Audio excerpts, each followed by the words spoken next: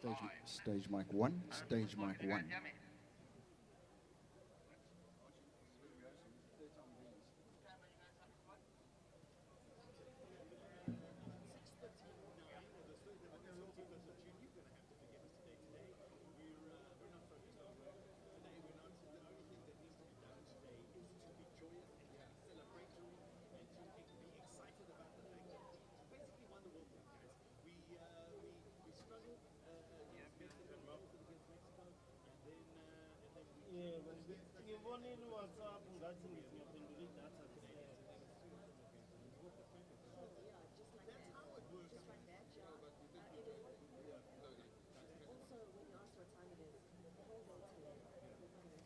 Stage mic one, stage mic one.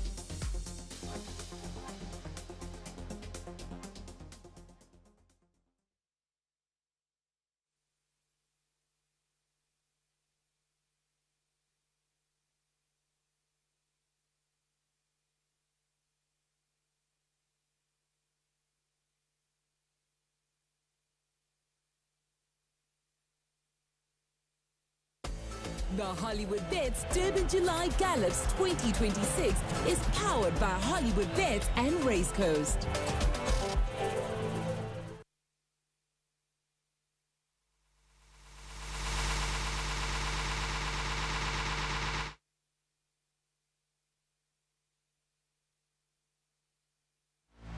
Beneath wide South African skies, the thoroughbreds run free. Hooves thunder with courage for all the world to see. Jockeys chase the horizon where glory will endure, where freedom meets elegance on fields wide and pure. Along the rail, bold silhouettes begin to take their turn. Suede, silk, and statement hats with fearless flair that burn. Not borrowed Western costume, but country reimagined sure, where style moves freely and glamour feels assured. As music lifts the moment and the celebration stirs, laughter, rhythm, and glamour belong to all who are hers. A rebel touch of country, refined yet wild for sure. So release your spirit at the Hollywoodbets Durban July in Country Allure.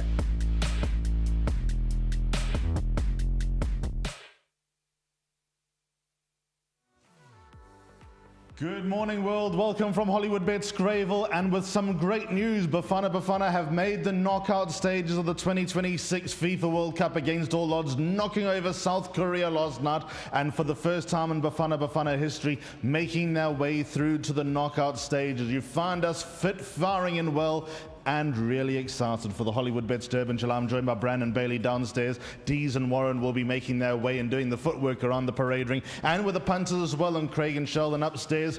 Brandon, 9 days to go on South Africa's greatest horse race, and the first thing that strikes me, I was here yesterday, it's amazing in 24 hours, again, how the place transforms and that vibe just increases. Absolutely, Ali, and I mentioned obviously with the live, the unveiling of the final field and the draws that happened on Tuesday. I mean, it's just unbelievable. If you walk around Hollywoodbets Greyville at the moment, scintillating. I mean, just having a look at this morning, it's my first time being at Gallops, and I mean, there's a buzz. I'm just glancing out the studio. You can see so many people super excited about what's just about to go down.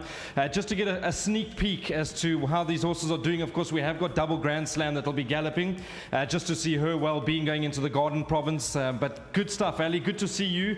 I know that you've been a short time out of action, and yeah, good to have you next to me, Al. Thanks, Brandon. Yeah, wonderful to be here. These Gallops have been an institution. So if you are in and around Durban, come and join us for the pastries and the coffee that will be on offer. But I think most particularly what this is all about is just to show the well-being of the 18+2 reserves who will run in Africa's greatest horse race next Saturday. If you haven't booked your tickets yet, get online onto Ticket Pro, book your place here at Hollywoodbets Greyville on the 4th of July. Be part of the approximately 50,000 who will come and join us. But what this day is all about is history, tradition, and also showing the well-being. It's almost effectively, in rugby terms, a captain's run for all the horses that will be going round. There are also a handful of horses that are still based in Johannesburg. Those gallops have been recorded. They will be shown through the gallops and through this broadcast, and we'll tell you exactly who they gallop with, what the distance they're galloping over, and their preparation when they're going to travel down to Durban. And as Brandon said, there are also a few important gallops later on as the morning progresses. It feels like it's not even a race day, Brandon. There's a lot of people here. It's a big race feel. I got you at 5:30, Ali. What? Music was going. 5:30. 5:30, I was here. Super excited to be here for the Gallops. Music was going. There were a few people already with coffees in hand, and like myself and many punters out there, we're all excited for this moment. I must also mention 8 on 18 will also be galloping. I know he's not mentioned for the Hollywoodbets Durban July. He won't be running on the day, but he will be going through his paces, and Richard Fourie will be on top of him. Let's have a look at the field just to refresh the memory for the class of 2026. A lot has been said, and we won't dwell too much on that. That's for another day and another discussion altogether. This is what we've got running in the 2026 Hollywoodbets Durban July, and again, the fever, the buzz, and the expectation would be no different. That's exactly what you expect. Draw 1, Issy Vivani, winner of the World Sports Betting 1900. Sean Field takes a ride for Peter Muscat. He will be galloping here this morning. Regulation number 2 on the card, sneaking in through the back door. Zach Lloyd on board for Justin Snaith. Brandon, he's a talking horse, isn't he? Absolutely. Listen, We don't want to spend too much time with the debates. I know that there's a few unhappy people with what happened with the Schwarzenegger incident.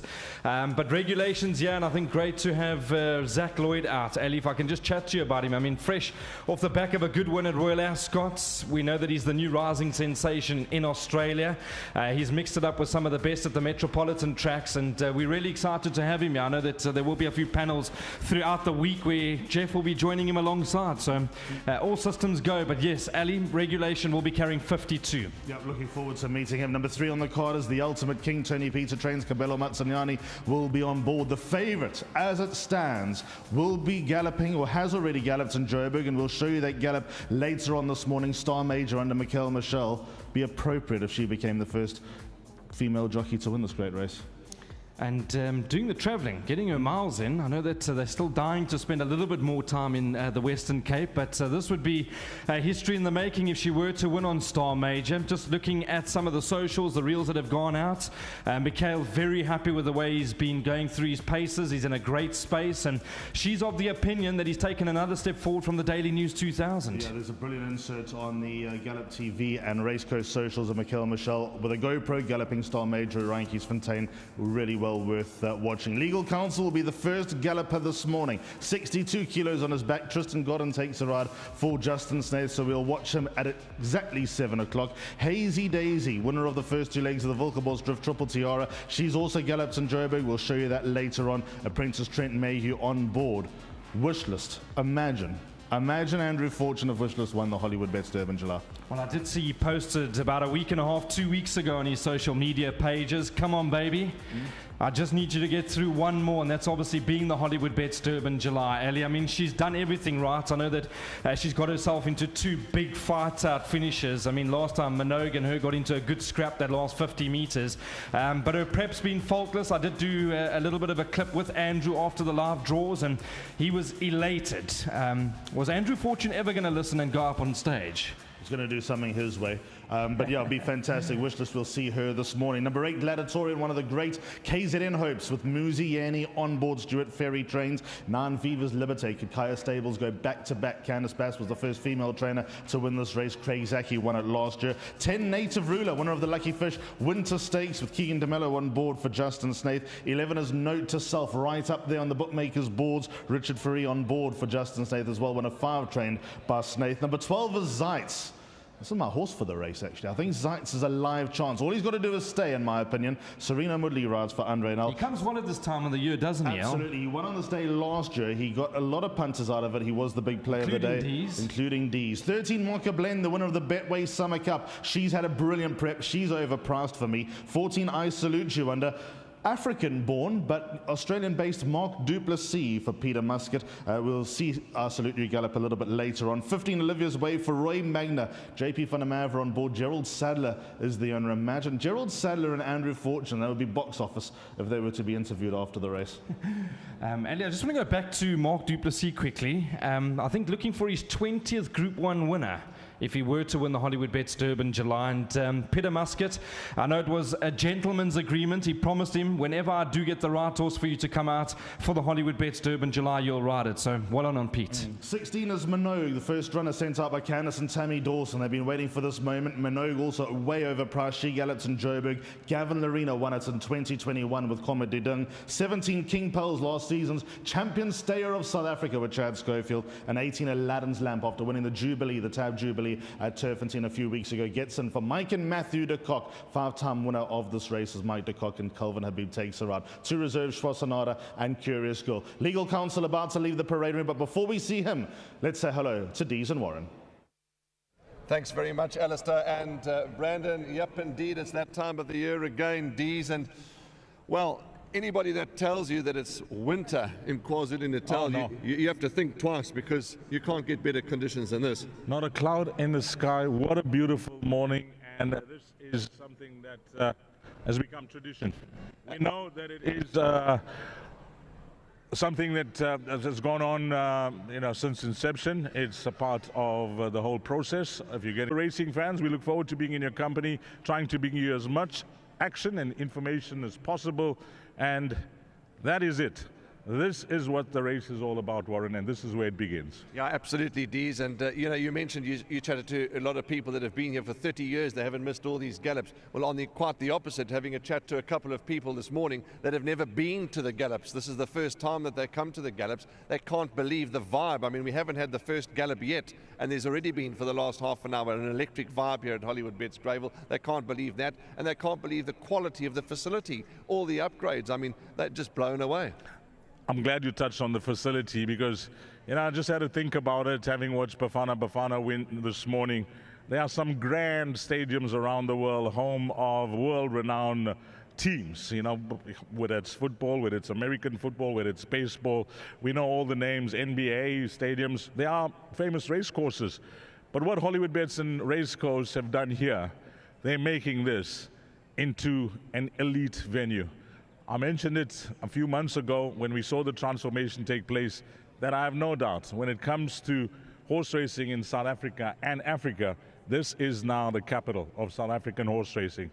And it's not only because it's the richest and the greatest race on the continent, it's because of the world-class facility that this has turned out into. And I can tell you, if you speak to Hollywoodbets and Racecourse, it's still work in progress. But what has happened from then to now, this is what I call an extreme makeover. Yeah, absolutely extreme makeover. And there's some visuals from the drone of this magnificent facility that Dees is talking about. Driving through the road that goes through the middle of the course the other day, I looked up and onto the grandstand, and Dees, that whole grandstand, since it's had its coat of paint, it's just come alive. The whole facility's come alive. Everything's come alive. I mean, this Champions Garden here, Champions Garden that's just outside the parade ring is also world class, and just absolutely, it's a whole fresh idea. But talking of the grandstand coming alive, with its facelift, etc., the grandstand comes alive properly on the first Saturday in July. I mean, that grandstand shakes. Yeah, there's nothing like it when it comes to crowd attendance.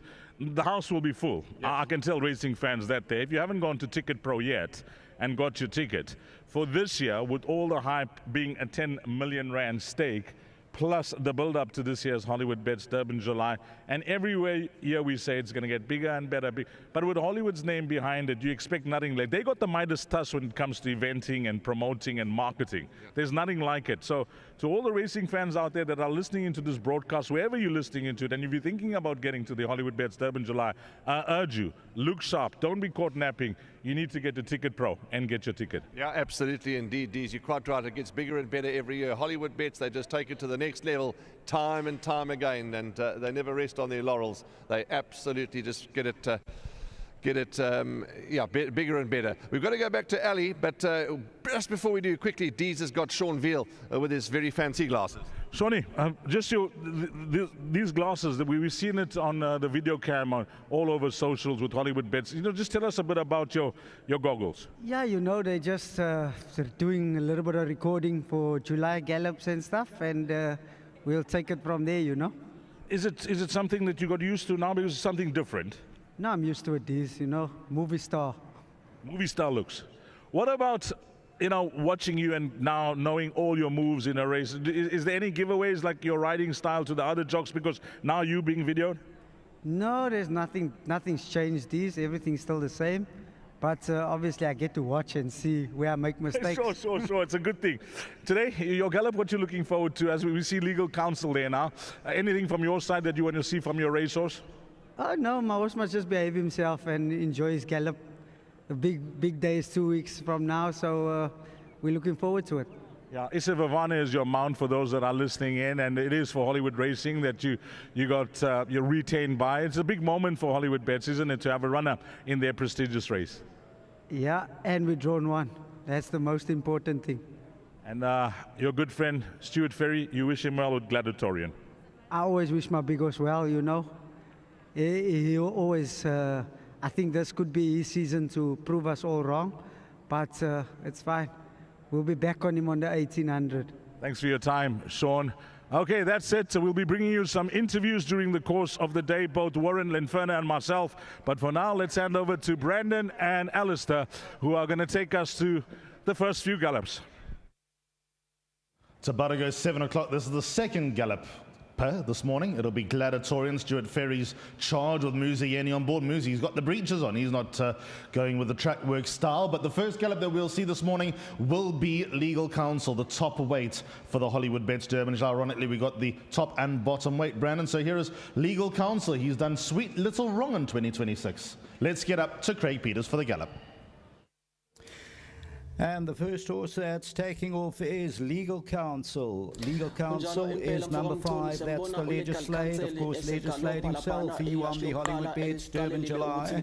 This is for Justin Snake and Callan Murray. He is pricked nice and relaxed as he goes through his motions. Steps up to the 2200 in the Grade 1, 10 million rand Hollywoodbets Durban July. There's a little side view as it goes to the 1200 meter. This is a 5-time winner from 16 outings, and with Hollywood you can currently get 20-1 about Legal Counsel. And this one is owned by Cameron Braun, Mr. Braun, the Stonebridges. Nice and relaxed, the stick in the left hand. Callan Murray sitting nice and quietly on Legal Counsel. He is the big race rider, of course, as they move towards the 800-meter marker. They'll come around the dolls into the home stretch where they'll have about 500 meters to go. We will be giving you 800 meter to finish and 400 meter to finish. And we're looking at Legal Counsel, looking very nice indeed as it comes around. Last time out was beaten narrowly in Hollywoodbets Gold Challenge by questioning over 1600 meters. Here's the 400 meter. Callan is still sitting motionless. He's very content. Getting to the 300, he hasn't asked for much on Legal Counsel. Here's Legal Counsel now coming down to the last 200 meters. And still nice and relaxed with 150 meters to go. 20-1 shot, the 4-year-old son of Legislate, and gets down to the line. And this one is bred by Blue Sky Thoroughbreds, and that is number 5, Legal Counsel. Has come through the preparation. I'm sure Justin will be pleased, the owners and Cullen. There as it goes, the last 100 meters or so. Look at that on a loose rein, stick in the left hand with 50 meters to go. Of course, Callan sitting high in the irons. And here's Legal Counsel, our first galloper of the morning for the Hollywoodbets Durban July. And there's the head-on view, just coming towards the post, and that is Legal Counsel, which starts off our gallops here at Hollywoodbets Greyville. And there's a nice shot of the drone from the right-hand side. And look at that, sitting nice and comfortably and stretching out very nicely without being asked much is number 5, Legal Counsel, as I say, on offer 20-1. We've got the times, the 800 to the finish, 54.35. 54.35, and the last 400 meters, 25.88. 25.88. Let's go down and join the team.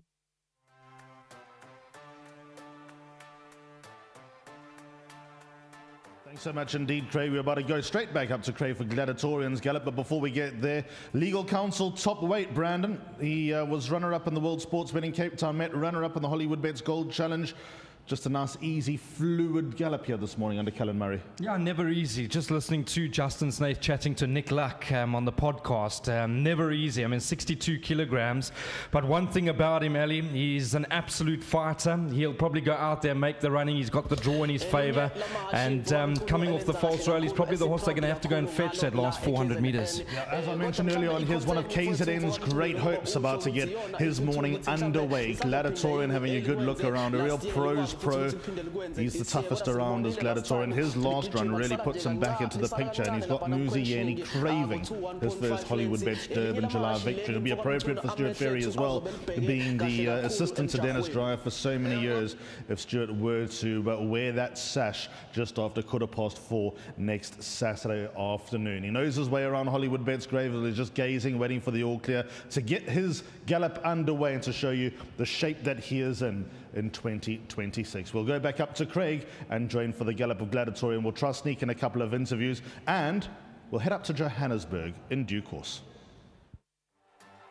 elinye lamahashi lelifethu mfowethu njengoba usho nje mfowethu masilibuka kahle hle ihashe lithanda kakhulu itrack yakhona la eKZN Hollywoodbets Greyville elinye lamahashi leli esolibheka kahle kakhulu mbukele ekhaya mawukuthi nje umuntu ovamile ukuthi uwalandele kakhulu lamahashi anjengoGallop's akulona ihashe ongashiya ngaphandle mfowethu. Of course these were the colours that were carried to victory last year by the Real Prince, and of course Power King, winning combination last year, Craig Zaki, and Gladiatorian is just standing stock still at the 1400 meter marker, the 1600. They're all galloping on the turf today.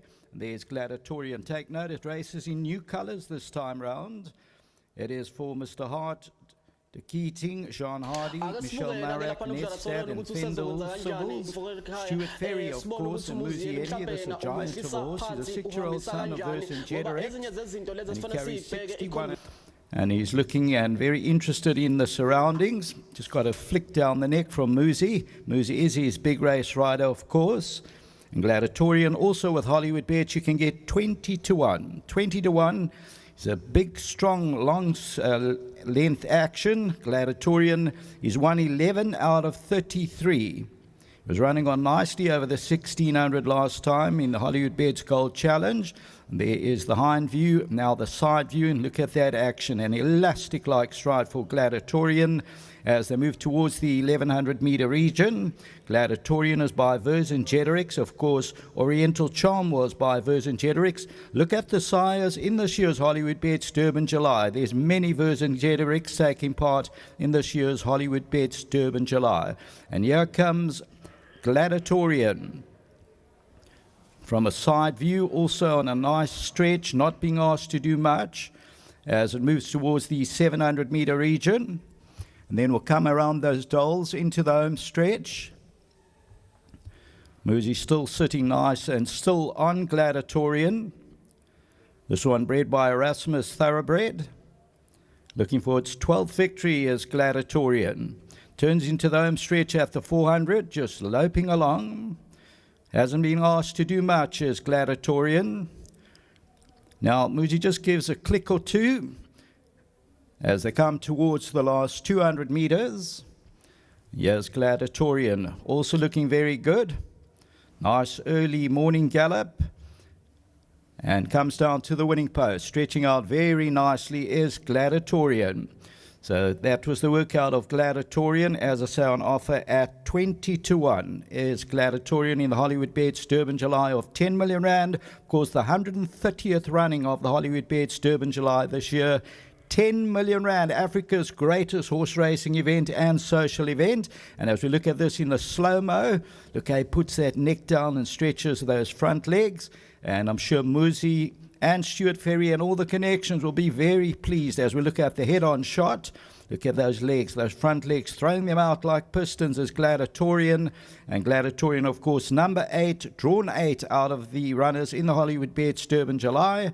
And comes down, I'm sure they'll be very pleased with that gallop as well once the interviews go along. So we had 2 gallops, and here's from the drone shot coming towards the winning post, and that is Gladiatorian with another head on view. I'll just give you the times quickly.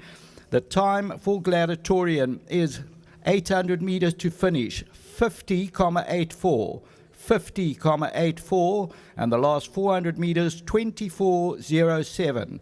24.07, the last 400 to finish. Let's go down, join the team.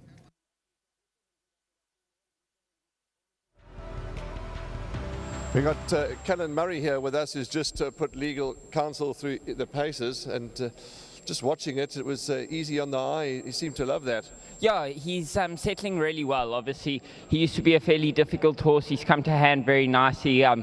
Very happy with how his prep's gone, and very pleased with his gallop today. He's a fit horse. I didn't put him under too much strain today. I think that work's been done at home, and he's ready for the race. We'll wrap him in bubble wrap and be here next Saturday. Just chatting to Tristan, who obviously knows the horse well. You too know the horse well, but he was just watching the gallop with me, and he mentioned that you know, on his own, he's a little chilled, but with another horse, he certainly can pick it up and get busy. Yes, absolutely. You'll probably see in that gallop, he jumped away a bit keen, but he came straight back under me, which is something I like to see going into a race over 2200. Gave him a little squeeze at the 600 and his ears went back and he picked up pretty sharply for such a big horse. And then I was able to say, that's enough, boy.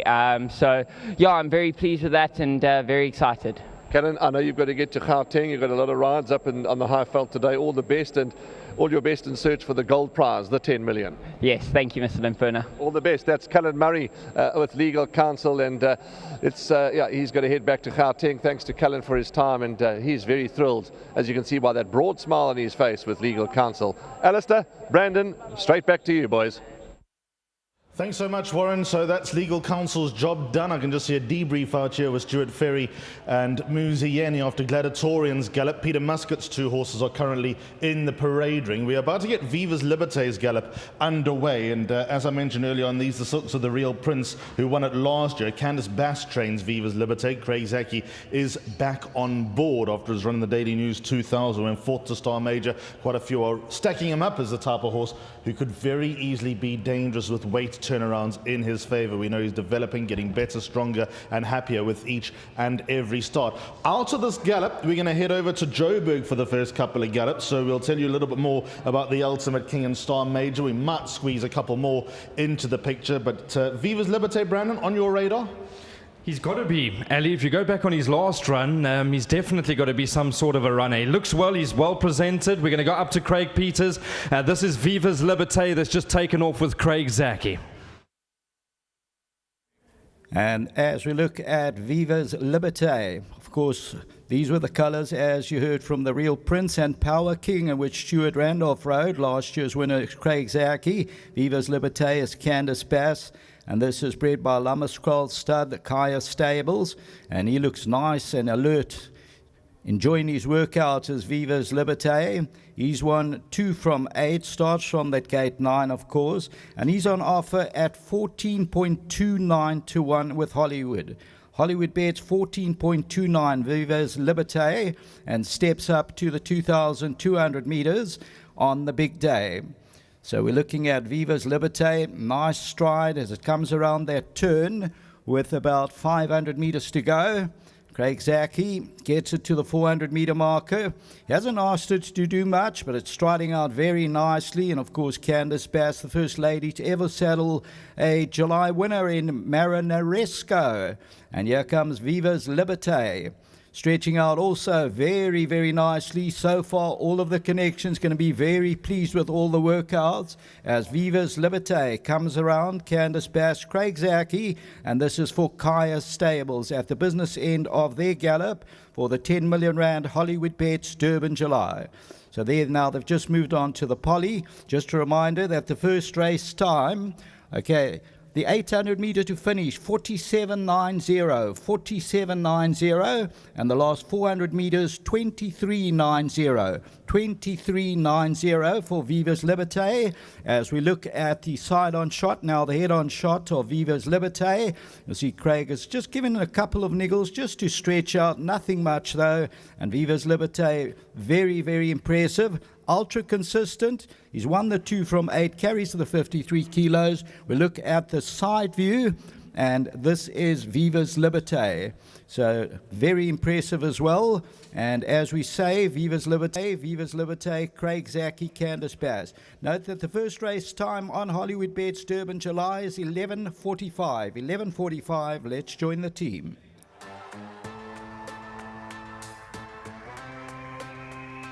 Liberté was asked to lift a little this morning by Craig Zaki. He did his work. He did, Ali. He was stretching beautifully. We're just chatting off air. I think he's going to be a better 4-year-old. You've agreed with me. I think we'll see a lot of Viva's Liberté as we head up into the Cape Summer season at the end of the year. But that was very impressive. Craig made him work. Be interesting to see what Craig's feedback is. Of course, he was the winner of the Hollywoodbets Durban July last year. Let's go to D's Dine standing by with Muzi. Yeah, thank you, and Muzieni with me. Muzi, Gladiatorian, you know, this horse has found you, hasn't it? Yes, definitely. And I was fortunate enough, I did ride him in a group race in Joberg when he ran second with me from a deep draw, from an awkward draw. And just fantastic what Stu's done with him. You know, I took him down. He moves just as well as a 2-year-old. He floats and he carries himself so well, even if he's obviously a competitive career. So I was really impressed how he moved, how he carried himself on the track. And it's nice what he showed to the public today, like the quality of horse he is.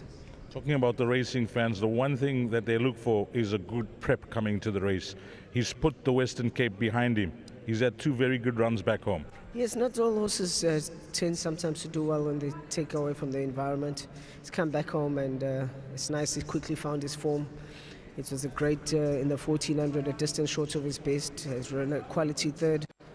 And then his last start off a slow pace, he had no right to finish as strong as he did to run third, beating most of the quality horses. So I've come in with the right type of horse, kind of like a gladiator, an older horse like Ronaldo on the pitch, but on a real quality horse.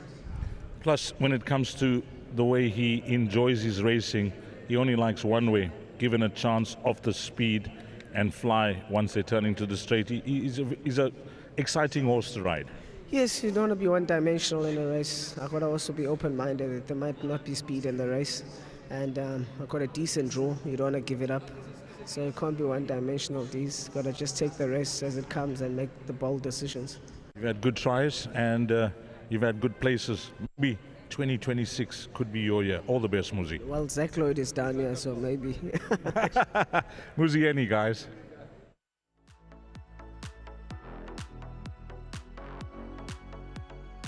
All right, we're looking at a Joberg Gallop of the Ultimate King that is now being put through its paces for Tony Peter Kabela Matsinyani, and that is stretching very nicely. And of course, the Ultimate King on offer at 40-1, 40-1 for the Hollywoodbets Durban July as they come to the business end of their gallop. And this is the Ultimate King. The Ultimate King, of course, will start off from position number 3, 56.5, Kabela Matsinyani, Tony Peter. It's 1-5 from 17, now being asked to stretch a little bit as they come into the closing stages. And this is a Version Joberg for Sanet Filioun, bred by Al Adiat, and is 1-5 from 17. The Ultimate King, of course, as I say, on offer 40-1 with Hollywoodbets. Starts off from a good position, goes the 2200 meters on the big day. That is I Salute You now we're looking at. Please note it's Richard Ferry in the irons, of course. Richard Ferry, Mark Duplessis will be flying in shortly internationally. And this is I Salute You, the Socrat, bred by Shadwell Stud. This is owned by the Abrams, the Chetties, the Hebron, Natar, Zaki, and Advocate Nicholson, Miss T. Pillay, as they start off their gallop. As I Salute You jumps from the 1400 under Richard Ferry. Got those red boots on, just not to cut into. He's tucked in nicely, he's throwing out his legs nicely as I Salute You. And that's an offer at 40-1 for the big day at Hollywoodbets. For the 10 million rand Hollywoodbets Durban July. Richard Rees sitting nice and still. Nice distinct colours there of I Salute You. That red and black diagonal stripes. The red sleeves will have a check cap on the day. I Salute You is equipped with blinkers. Carries the 54.5 and starts off from 14. Gate 14 on the day. There's the side-on view. Throwing out his legs very nicely is I Salute You. So at this stage of the game, all of the trainers and connections are going to be very pleased with all the gallops that have taken place so far. Of course, for the big day, the Hollywoodbets Durban July Grade 1, 2200 meters, a first purse of 5,750,000 rand in the 10 million rand stake. At the 400 is I Salute You. Richard standing high in the irons. He's won 6 out of 18, looking for his 7th victory. Here he comes to the last 200 meters. Not being asked to do much is I Salute You, the Socrat. Here it comes down now to the last 50 meters or so.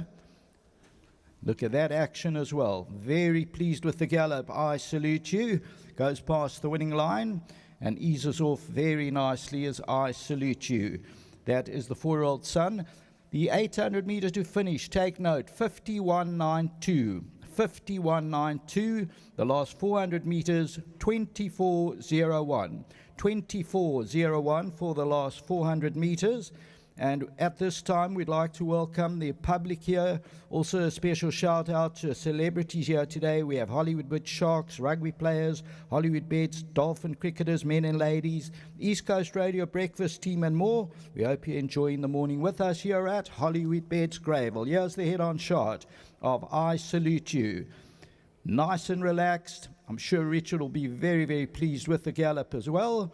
And also the trainer is Peter Muscat. He knows how to train the winners, does Peter. And of course, Mark Duplessis will fly in internationally from the big day. There is the drone shot. Side view, lovely crowd attending here today at Hollywoodbets Greyville for the public gallops. Perfect conditions. There is hardly a wind about.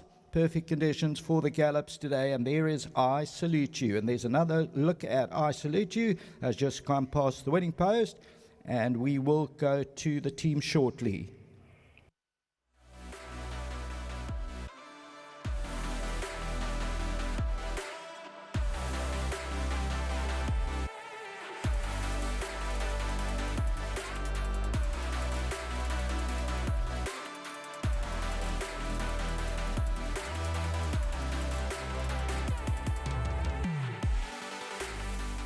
And yeah, ladies and gentlemen, on the camera, we're looking at Star Major, who galloped in Gauteng. And of course, this is the current favorite at 3.57 with Hollywood. Star Major, James Crawford, Mikhail Michel, worked from the 1,000 meters. And of course, we know how impressive this horse is, Star Major. We know his style of running. The 3-year-old son of Kirari comes from off the pace, goes the 2200, has drawn 4 on the day, carries 57, has won 4 from 11. His last 2 finishes over 1,600 and 2,000. He really picked him up in a matter of strides.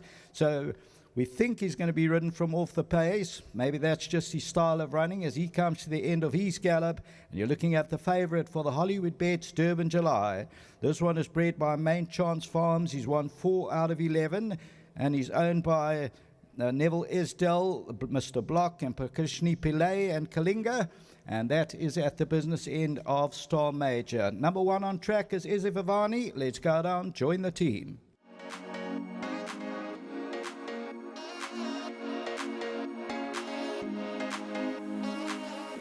The man responsible for Gladiatorian's well-being is Stuart Ferry. And Stewie, when you watch that gallop of Glad, as he's affectionately known at the stables, what was going through your mind? Yeah, no, happy with him this morning. He sweated up a bit, but I mean, it's not exactly a winter's morning here this morning. So, yeah, no, happy. Muzi was happy. He said he's moving really well. So, they're happy. I'm happy. He had the Araneo device on him. Talk to the public a bit more about what the Araneo device is and what it does. Yeah, thanks to Hollywood, they've given us a couple, and it's just a tool to help you. It obviously measures heart rate, recovery, and also top speed. It gives you a lot of information. So, you know, you'll see a few of us got them on today. New colours? Yeah, new colours. Sad that they're not in the late Mr. Gujarat's colours, but maybe a little swan song again for Michelle. Stu, all the best to you and your team. Gladiatorian worked well and looked good. Yeah, no, we're very happy so far. Lovely. There we go. That's Stuart Ferry, very happy with Gladiatorian, and why not? And he looked good this morning, did Glad. So Issy Vivani is out on course and will be launching in just a moment. I have reached out to the Joberg trainers, so just to give you a little bit of feedback from the 2 gallops that we've seen from upcountry. Tony Peter says that the Ultimate King will be travelling into Durban on Friday morning, extremely happy with his prep. That what we've just seen was his last piece of grass work. The companion that he's galloping with, no one can gallop with the companion at home. He didn't tell me who it is, but that was interesting because the Ultimate King well and truly left the companion behind. As for Star Major, after chatting to James Crawford yesterday, Star Major will also travel into Durban on Friday the 3rd. He is very pleased with the preparations, gone flawlessly, and couldn't be happier with how he is heading into his race. He did everything needed from his gallop and extended beautifully on the bridle and enjoyed himself under Mikhail Michel. He was fit and well, so the gallop was just for him to stretch his legs heading into the 4th of July. Next up will be Issy Vivani, then we'll go back to Joberg and the next couple that are lined up will be Hazy Daisy and Olivia's Way. But before we get there, Hollywood Racing's hope in the Hollywoodbets Durban July, winner of the World Sports Betting 1900, Isi Vavane.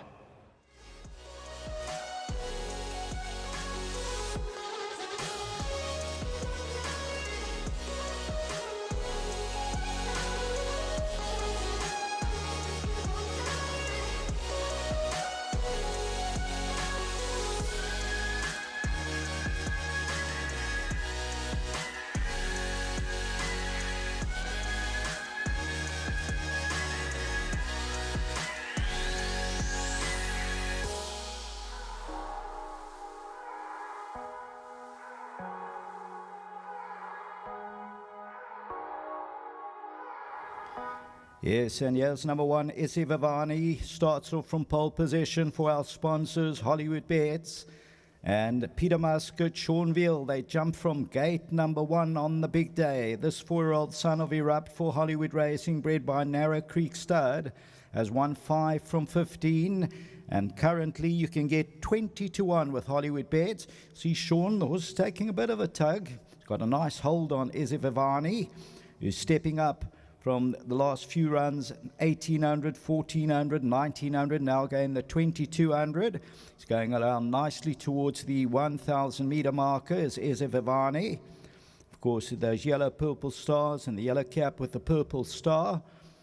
So it goes towards the 900 meter marker is Isi Vavani. Seanville looking for his first Hollywoodbets Durban July victory. Moves towards the 600 meter marker. Will come into the straight shortly. Nice and relaxed though is Isi Vavani. He's now settled down more into a very good rhythm. We'll wait for it to turn into the home stretch. Let's see if it changes its legs. Comes around the dolls with about 450 to go. Now heads towards us. Still sitting nice and cozily as Seanville gets towards the 400 meter marker. He hasn't asked her to do much just yet. Now a little click or two past the 300 meter for Isi Vavani. As it comes down to the last 200 meters, he's getting a little bit lower into the saddle now is Seanville. They just changed legs once now, and there he comes down to the line. At the business end, Isi Vavani stretching out very, very nicely. I'm sure all connections again will be very pleased with the workout of the Peter Muscat inmate Isi Vavani. Looking at this view, let's give you the times. 800 meter to finish, 48.11, 48.11. And the last 400 meters, 21.91, 21.91. As we look at the head-on view with that white noseband, and then Sean just gave it a click or two, whispered in its ear to just stretch a little bit quicker. And Isi Vavani is doing exactly what it's bred to do as it comes down to the line, looking for its 6th victory from 16 starts. And there's the drone shot from the top view as it passes the winning line is Isi Vavani. This is regulation number 2. Justin Snaith, 6.25 to 1 with Hollywood. It's drawn 2 on the day. Of course, Zach Lloyd will be riding this horse on the big day. Tristan Godden is the rider this morning. Look at that, ears pricked, and this is a legislate. As I say, it has won the race itself, legislate. It's bred by Mr. Ian Foster, and it's bred by Greg and Gina Boards. And Justin Snaith, Tristan Godden on regulation. His ears remain pricked and looks really keen on its workout. Enjoying its workout as it moves towards the 800 meter marker. Of course, these colors were carried to victory by Oriental Charm. About to come into the home stretch. And here is number 2, regulation. The young 4-year-old, the bay gelding. Turns into the home stretch just outside the 400 meter. Tristan isn't asking much of it at this stage. Comes down to the 300. Now he gets a flick down the neck just to quicken up ever so slightly as regulation. And now there's a couple of niggles as it comes to the 200 meter marker. And here's another one. They'll be very, very happy with the workout of regulation. Looking for its 6th victory from 17 outings is Regulation. We'll give you those times shortly. That's just past the winning post. As Regulation, the time 800 meter to the finish, 48:31. 48:31 as we look at the side view past the 50 and the last 400 meters in 23,91. 23,91. That is for number 2, Regulation. That is the 6th gallop of the morning locally. And let's go down and join the team. I'll do one more and then Sheldon will take over. And the next gallop is Note to Self. But we'll just wait. Let's join the team.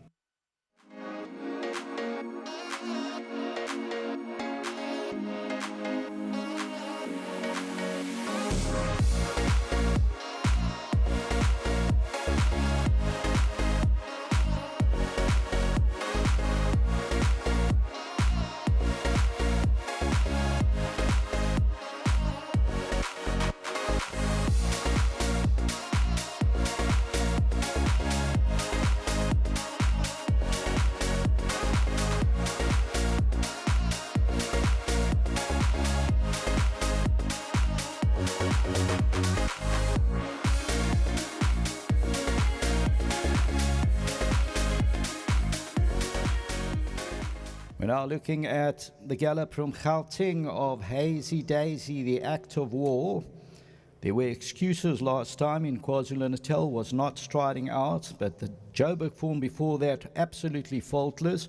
No problem with the distance of 2,200 meters. Trent Mayu will ride for Corne Spies, the 3-year-old filly by Act of War, owned by Dasrith and Messrs. McNabb and Mr. Zayas, Vikesh Soberim, Spies and Vayakari.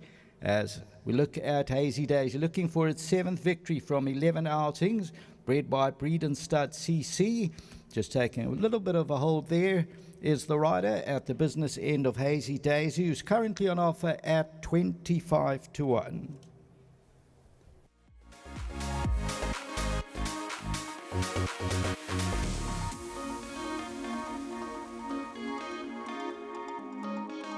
Yeah, thanks so much to Corne Spies for his reaction when spoke to him yesterday. Hazy Daisy travels down on Thursday morning to Durban, so that'll be the 2nd of July. Her prep went really well in the last 5 weeks, with her still needing the run of the Daily News, and she will be spot on next Saturday. The gallop went really well. She rode all the way through and used her huge action, striding up beautifully, and the fog did hamper the visibility, because it was a very foggy morning up on the half-vault, but the work shown was just an easy canter. Hazy Daisy will have her last blowout on Monday morning, and then just keep her cruising and ticking over into the Hollywoodbets Durban July next Saturday. Wonder if we can perhaps quickly squeeze in Olivia's way while Note to Self makes his way down to the 1400. He's roughly 800 meters away from the launch spot. Note to Self under Richard Faree for Justin Snaith.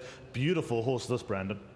He's a magnificent horse. Also, just listening to Justin, I mean, he looks like one of those big English gallopers. He walks around the parade ring with a lot of presence, Ali. He's always been one of those horses. We remember him in the Western Cape, and just looking at him here in KwaZulu-Natal, you can see he's furnished. Justin did confirm at the draws that whatever you happen to see going into the Daily News 2000, you'll see a much better horse going into the Hollywoodbets Durban July. Yep, so Note to Self making his way past the 2,000 meters mark. Let's get up to Craig Peters quickly and watch the next gallop from the half-vault. And we're going back to Gauteng for Olivia's Way, and there we're looking at Olivia's Way doing the gallop. That's for Roy Magna. Blaine Marks Jacobson is riding in the gallop, and this is for Roy Magna. Of course, Olivia's Way will be ridden by JP van der Merwe on the dig day, being asked to stretch. And this filly is by Path Fork for Gerald Sadler and bred by Flying Stud. It's won 5 from 21, starts off from gate 15, and is carrying 55 kilos on the day. And Olivia's Way on offer 50-1 at Hollywoodbets as that comes towards the closing stages of its gallop. It goes towards the turn. That was Olivia's Way. The Path Fork has won 5 from 21. On picture, in picture is number 11, Note to Self, and this is the Futura. Of course, Futura ran in the same colours. A 3-year-old bay gelding, and of course, Richard Fourie has won the Hollywoodbets Durban July multiple times. So is Justin Snaith. Carries 55 kilos on the big day, bred by Fastfontein Stud. It is Jonathan Block, Jonathan Snaith, Nancy Hossack. Note to Self is getting now towards the 1600 meter marker and will jump off from the 1400 meter is Note to Self. Note to Self is currently on offer at 4.55 to 1. 4.55 to 1. Richard just getting ready, setting all his equipment to get this horse into stride. Note to Self, of course, has won 2 from 8. Ultra consistent and staying on nicely last time out. Head down nice and relaxed. Of course, these colours, there's 2 of them in the race. Wishlist, the other one. The white, black spots, the black sleeves, and the white cap.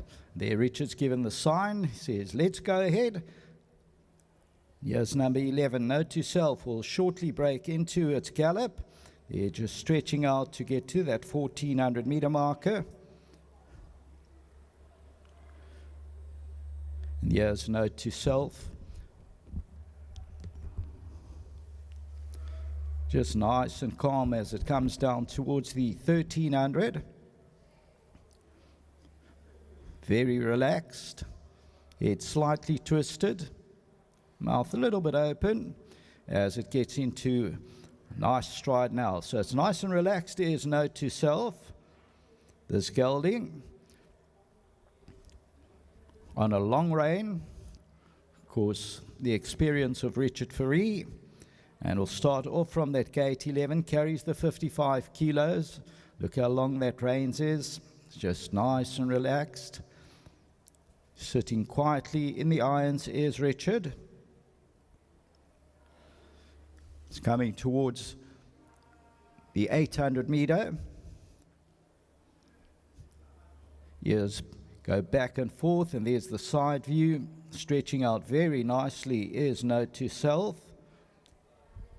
Fastfontein Stud.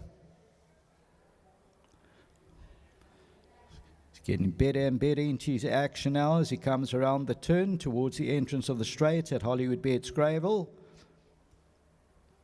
Richard still sitting high up in the irons, comes towards the 400 meter.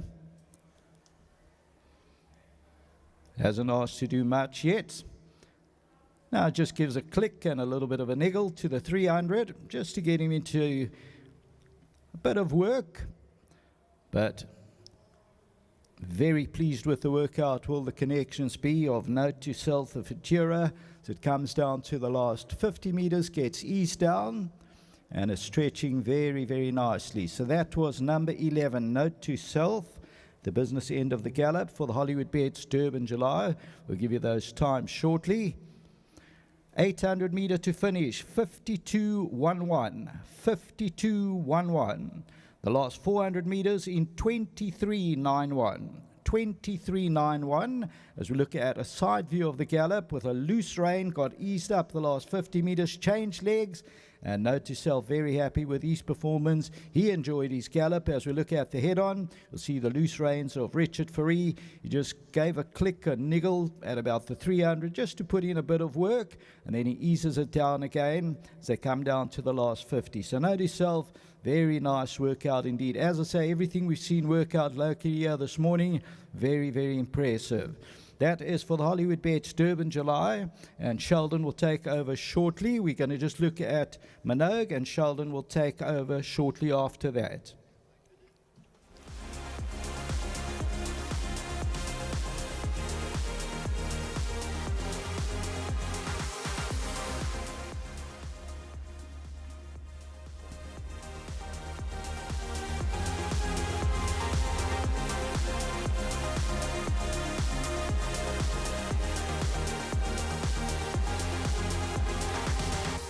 And we're looking at Minogue going through its actions in Gauteng. This is for Candice and Tammy Dawson as draw 16 to overcome. And Gavin Arena, of course, a champion rider in his own right. He won it on Comedy Ding. This is a verse in Jeterix. Minogue's a 5-year-old chestnut mare, and Gavin takes the ride on the big day.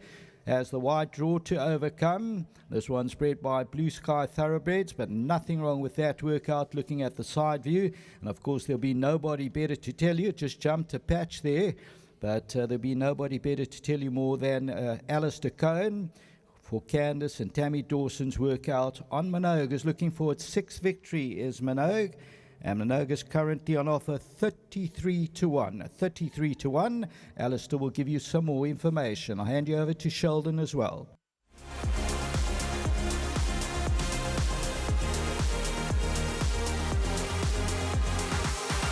Okay, we've got Terry Fripp with me here and Vivas Liberté.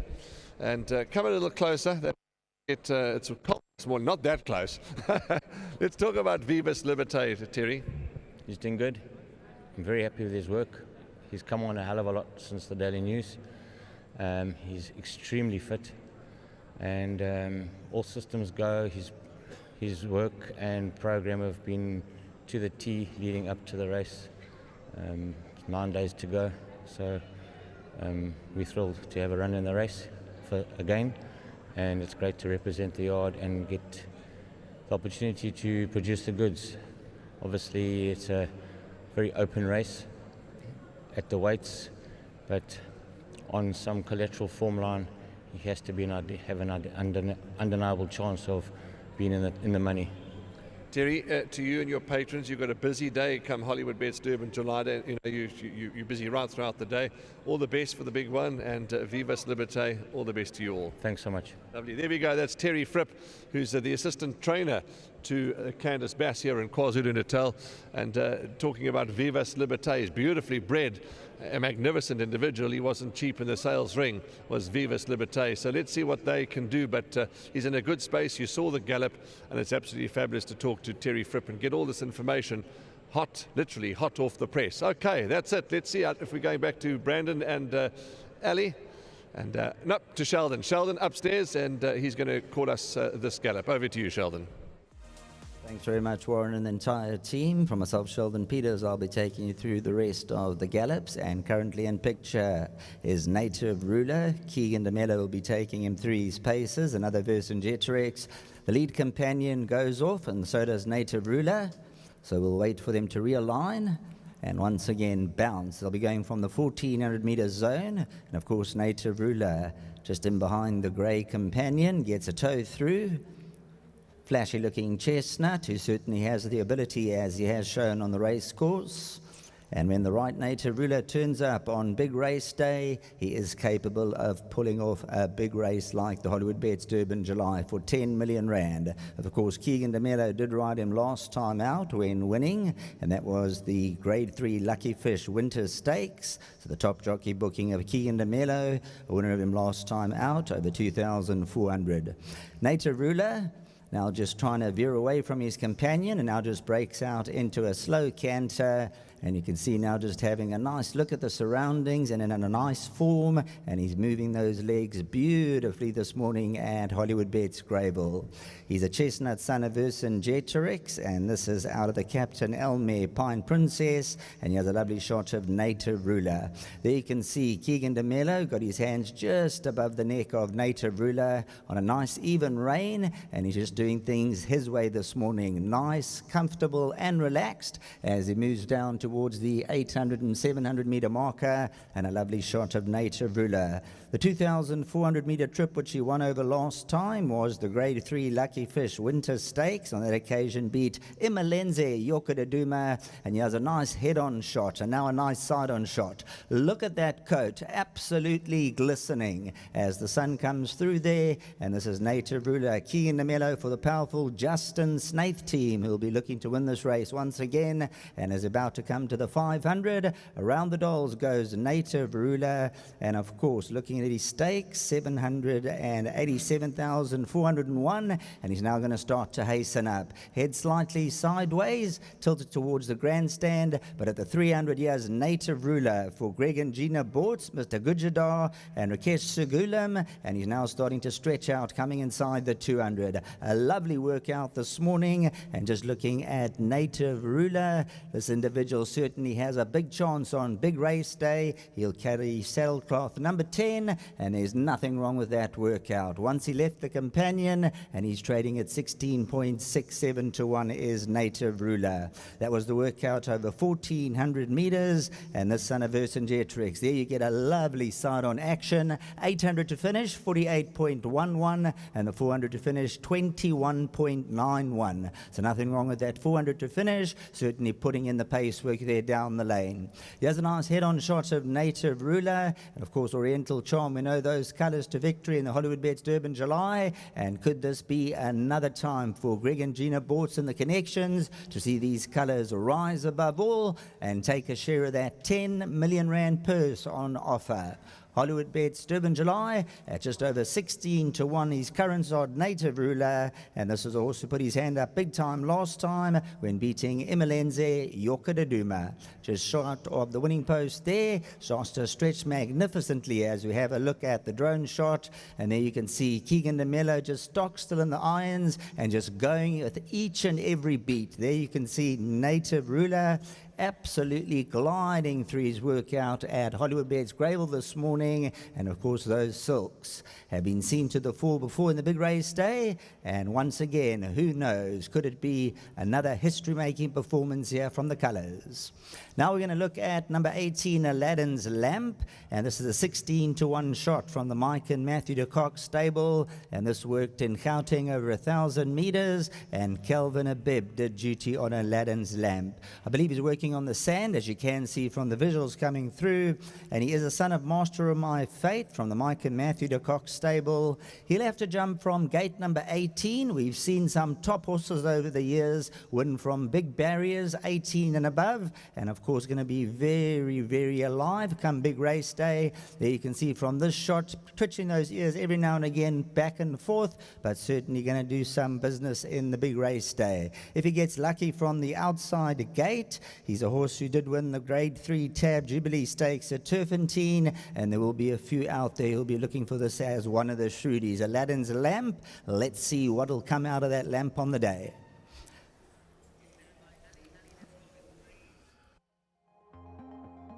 Wish list is out on course. Let me just give you a little bit of feedback from some Joberg gallops. Chatted to Roy Magna. The gallop that we watched of Olivia's Way was on Tuesday. Worked really well. Really happy with the gallop of Olivia's Way. She will travel down on Friday, the day before the Hollywoodbets Durban July. She'll have her last blowout on Tuesday. As for Minogue, that gallop was yesterday. She'll be having another little workout this morning. Will Minogue? Gavin Larino reported to be very happy. Minogue's in a very good space. Her work is always of good quality, and again, she showed her well-being there. And Matthew de Kock, after chatting to him yesterday, could not be happier with Aladdin's Lamp. As we speak, Aladdin's Lamp will be having a little grass gallop at Turfentine Racecourse. To quote Matthew, Aladdin's Lamp has gone from not being able to beat his worst maiden in work to beating everything at home. Well, 378 was the number that was set to break the South African record for the number of wins for a season, and that's the gentleman on my right. We all will never forget that number. But he's also a multiple winner of Africa's greatest race. Let me try and legislate, Bulgarian, do it again. Those are the three? Yeah, and note yourself. Yo, and note yourself. Nice job there. Well, that's coming up in a week's time. Just what horse it takes for you to win this.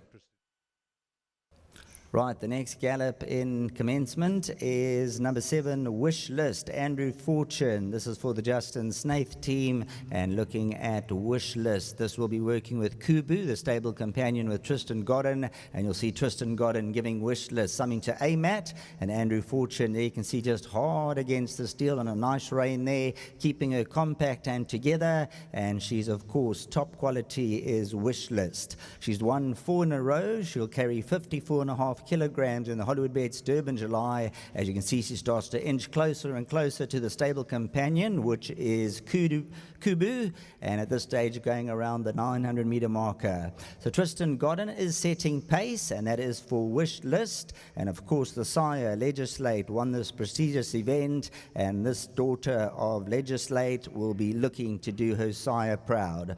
Now you'll see she'll just start to hasten up as the stable companion takes them around the doles, and Wish List for Jonathan Block and Nancy Hossack, currently trading at 9-2 in the bets with Hollywoodbets. So in the betting 9-2, Wish List will angle to the outside, those black and white silks, and a little niggle from Andrew Fortune coming to the 400, just asking Wish List to pick up her pace past the 300-meter marker, and there goes Wish List going on. She is the winner of the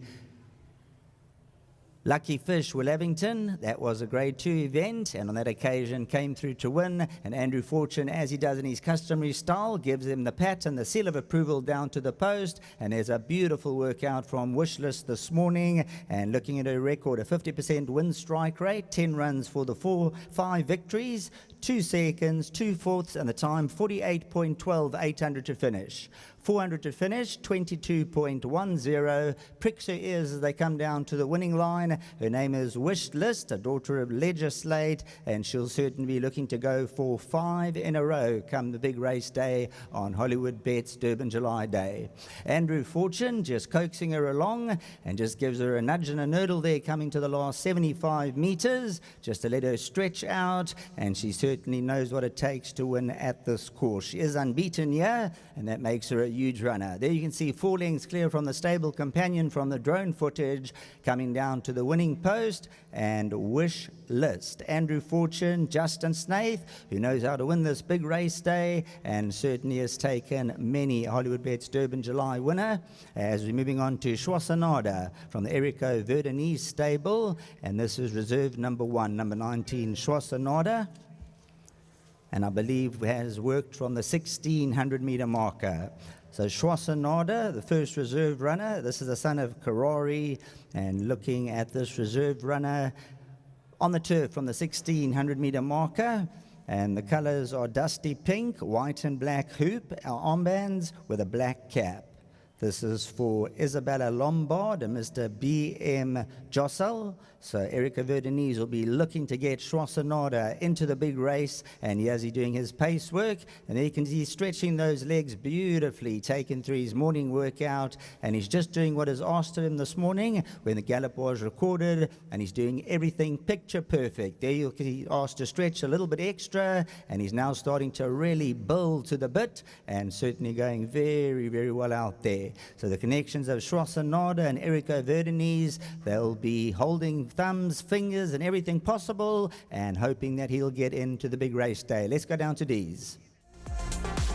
Yeah, apologies, Richie. You know, it's live TV. Gallops are done. But you were just telling us what type of horse it takes to win this race. Yeah, exactly. Proper horse and very well weighted. It's the handicap race after all. This year, new sort of weights. If it was last season, he'd carry 53. So I think it's a big runner. The 3-year-olds this year, what's your take on that? Proper, especially obviously James Crawford's horse going into the race. He's done nothing wrong, and the filly as well, Wish List, done nothing wrong. So it's going to be very interesting. Fair comment that your horse is still a big puppy. I wouldn't say that anymore. He's woken up. He's turning 4. He's in the right space of mind. Gallop was good. We're looking forward to the race. Yeah, you know, I also enjoyed that. I mean, what type of field we're looking for? 1,500? Yeah, that's a normal thing. We all do that. But today wasn't to work him. He's fit enough just to show him and give him a little squeeze up the straight, and he's done everything exactly the way I would like him to do it. So, coming from experience in this race, he's on the right path. Have you had many options, or was this possibly your only option when it comes to? Well, I left this for Andrew Fortune to decide, and I'm very excited about my choice. To all your racing fans out there that are here today and that are watching, if they want to have a punt on your horse, give him a mark out of 10. 10 out of 10. Don't get left. Thank you, Richard Fourie. 10 out of 10 for this year's mount. in the Hollywoodbets Durban July. Big talk from a jock that knows what it takes to win. The flashy grey, his name is Zeitz. He's on the right-hand side, as you can see from the visuals. Serena Mudley for Sabine Plattner, and she owns Zeitz. Zeitz is bred by the Main Chance Farms for the Andre Nel stable and Byron Foster and the team. A Vercingetorix, 4-year-old individual, and he'll be taken through his paces with Serena Mudley. And the stable companion that will be working with him this morning is Ice Rain. So she will be working him this morning, and it's Patrick Mkhize. Patrick Mkhize, he'll be the work rider on Ice Rain. Serena Mudley and Zeitz, they ran just the other day when winning. We'll get back to that in a moment. They'll be jumping from the 1,200 meter mark, so that will be one of the shorter workouts this morning, as he is fit and ready for the Hollywoodbets Durban July 10 million rand up for stakes. And of course, get those race cards, get all the form books out there, and the July tickets are on sale. The winning form for this year's Hollywoodbets Durban July is available for sale today here at the Gallops. Look out for the winning form ladies and their sales desk in front of the grandstand. The cost is 25 Rand. Gallop form is also available for purchase. And remember, all the winners are in these publications. So don't get left. Get your tickets. Get everything you need for the big race day, your parking tickets, and etc. And of course, most importantly, let's get those bets a rocking and a rolling. And the betting is out with most of the betting sites. Hollywoodbets, of course, we take in their betting and giving each and every runner. Right, Zeitz is currently at 14-1. Was nibbled down in the market. There has been some shrewd money, and just judging by the jump, they're not going to do much with Zeitz this morning. Ice Rain on a double hold, and Zeitz without the blinkers there, sitting in second, and they're just going a steady crawl. So a steady crawl there for Zeitz, and this individual, he came through to win the 1800 last time out, and that was the Grade 3 Bet Games Cup trial. And the big question is, he'll be testing unknown territories when it comes to the distance of 2200 meters. So Ice Rain just going very easy, and there you can see Zeitz, head harsh twisted, lovely, magnificent, majestic animal, and he's got a devastating turn of foot. As we saw last time out, the pace was on, and always in the Hollywoodbets Durban July, 9 out of 10 times you get a true run race. They jostle for position the first 400 to 600 meters, and Zeitz will be looking to do the late business and come flashing through. You won't miss him in the running at the 400, and here's Zeitz on the right-hand side. Serena Mudley not asking anything of him this morning. He's absolutely gliding through, and he's really got an elastic-like action. Coming to the 200-meter marker, here's Zeitz, the Vercingetorix for Sabine Plattner, an absolutely magnificent specimen, and he put his hand up big time by winning that race last time out, and then came into the Hollywoodbets Durban July. He'll jump from stallgate number 12. He is number 12 for the big race day. This is for the Andre Nel team, and the time's 800 to finish, 49.92. 400 to finish, 21.92. So just looking at those times, 49.92, 800 to finish, and a 21.92, 400 to finish. So not too shabby for Zeitz, really looking good, cool, calm, and collected, and enjoying strutting his stuff here at Hollywoodbets Greyville this morning. A lovely workout that cannot be faulted, although he didn't go hard and just did things very easy. This is what you like to see. A horse that's in fine fettle, moving majestically, stretching out beautifully, and there's no chinks in his armor judged on this performance this morning. The only question is the 2200 meter on the big race day, and with the speed likely to be on, he'll slot in a couple of lengths off as he goes past Ice Rain there, coming down towards the winning post. And I'm sure the stable and the connections and the backers of Zeitz, the flashy grey, they'll be more than happy with this workout this morning. And Serena Mudley will give you a little bit more feedback, and he's very, very upbeat of a big performance. So after this workout,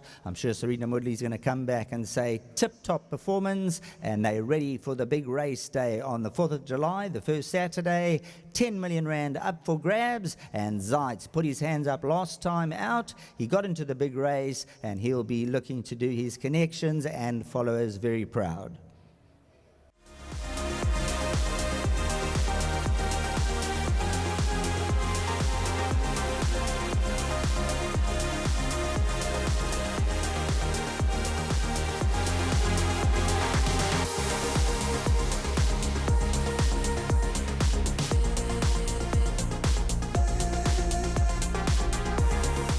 So we've just seen Zeitz gallop, and just before that was Wishless. Just a quick word from Andrew Fortune. We're not going to ask him to lay all his cards onto the table. Were you happy with what you felt?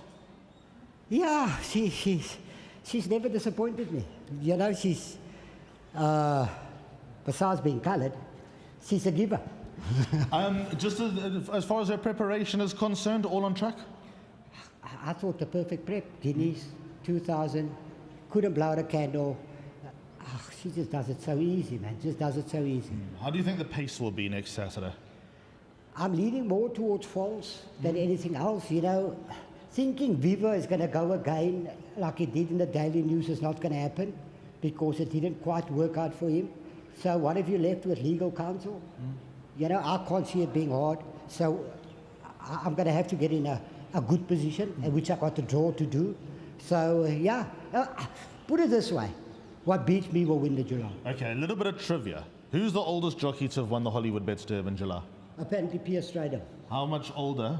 He won it on the conglomerate. That was his last one, the Hollywoodbets Durban July. He was 50. So you'll break that record by about a decade. It's the only record I will have. So thanks to our SABC viewers, they'll be on our way out of here. So we'll see you back here next Saturday, the 4th of July. There's plenty of racing coming up as the days progress. But to our SABC viewers, thanks for the morning. I trust you've been entertained. There are a couple more gallops to come your way. You can tune into Gallop TV or Racing 240 and get the tail end of the gallops. We've got King Pearls and Mocha Blend to go round.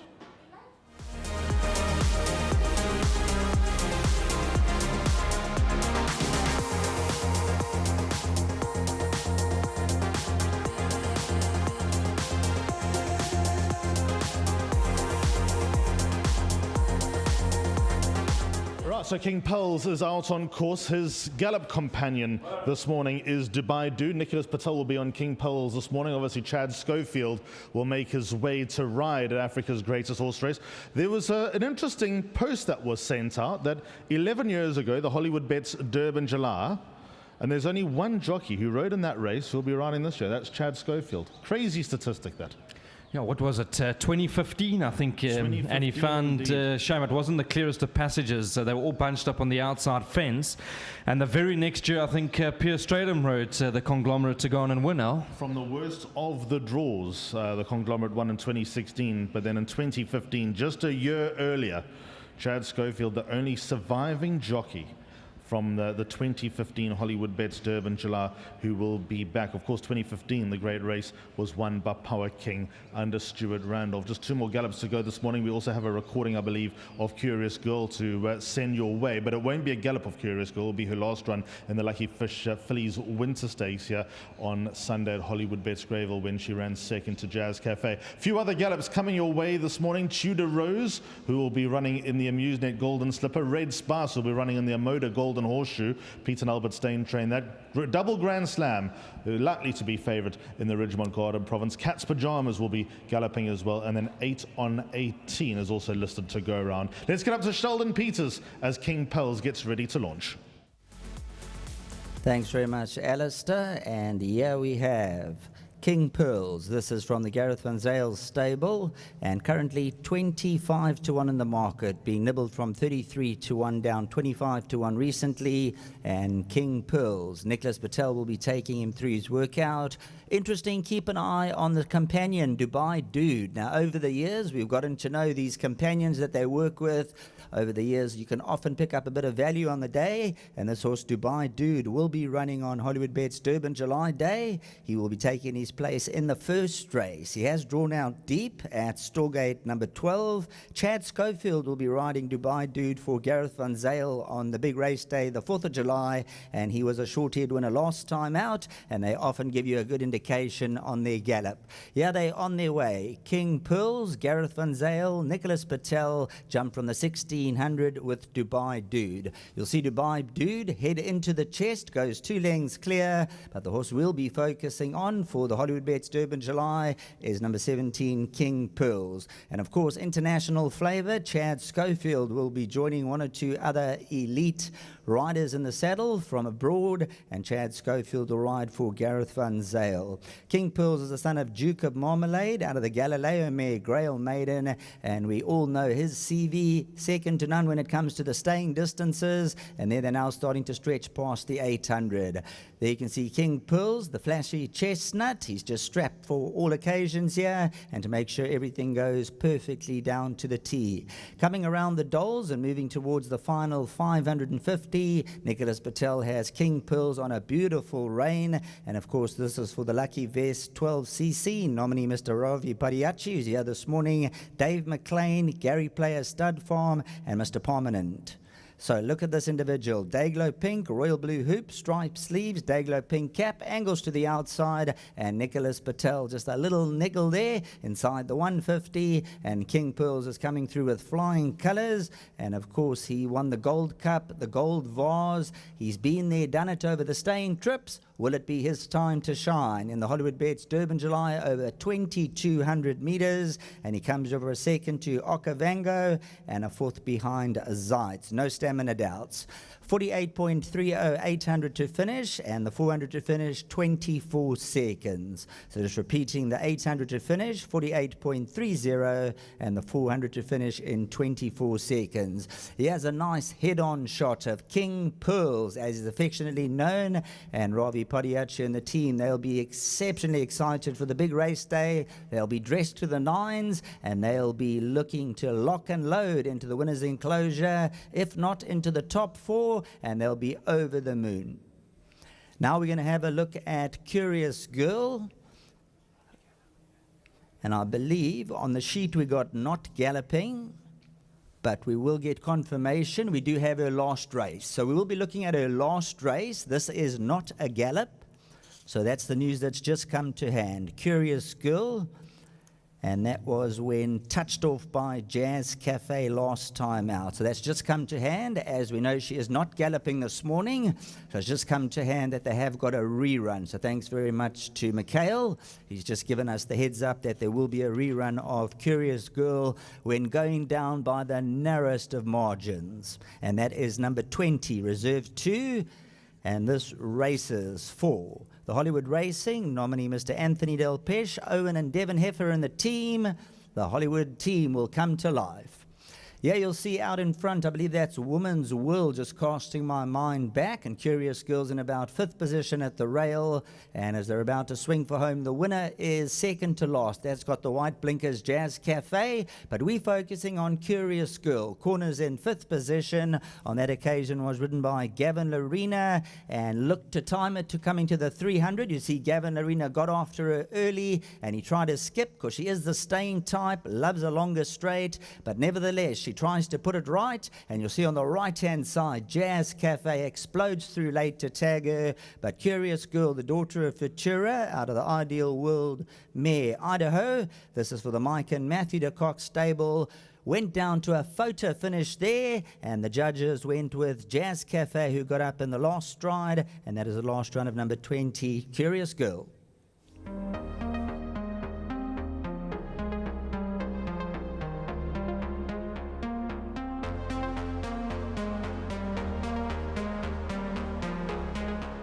Well, you can never write the script on what's going to happen in life and how things ramp up.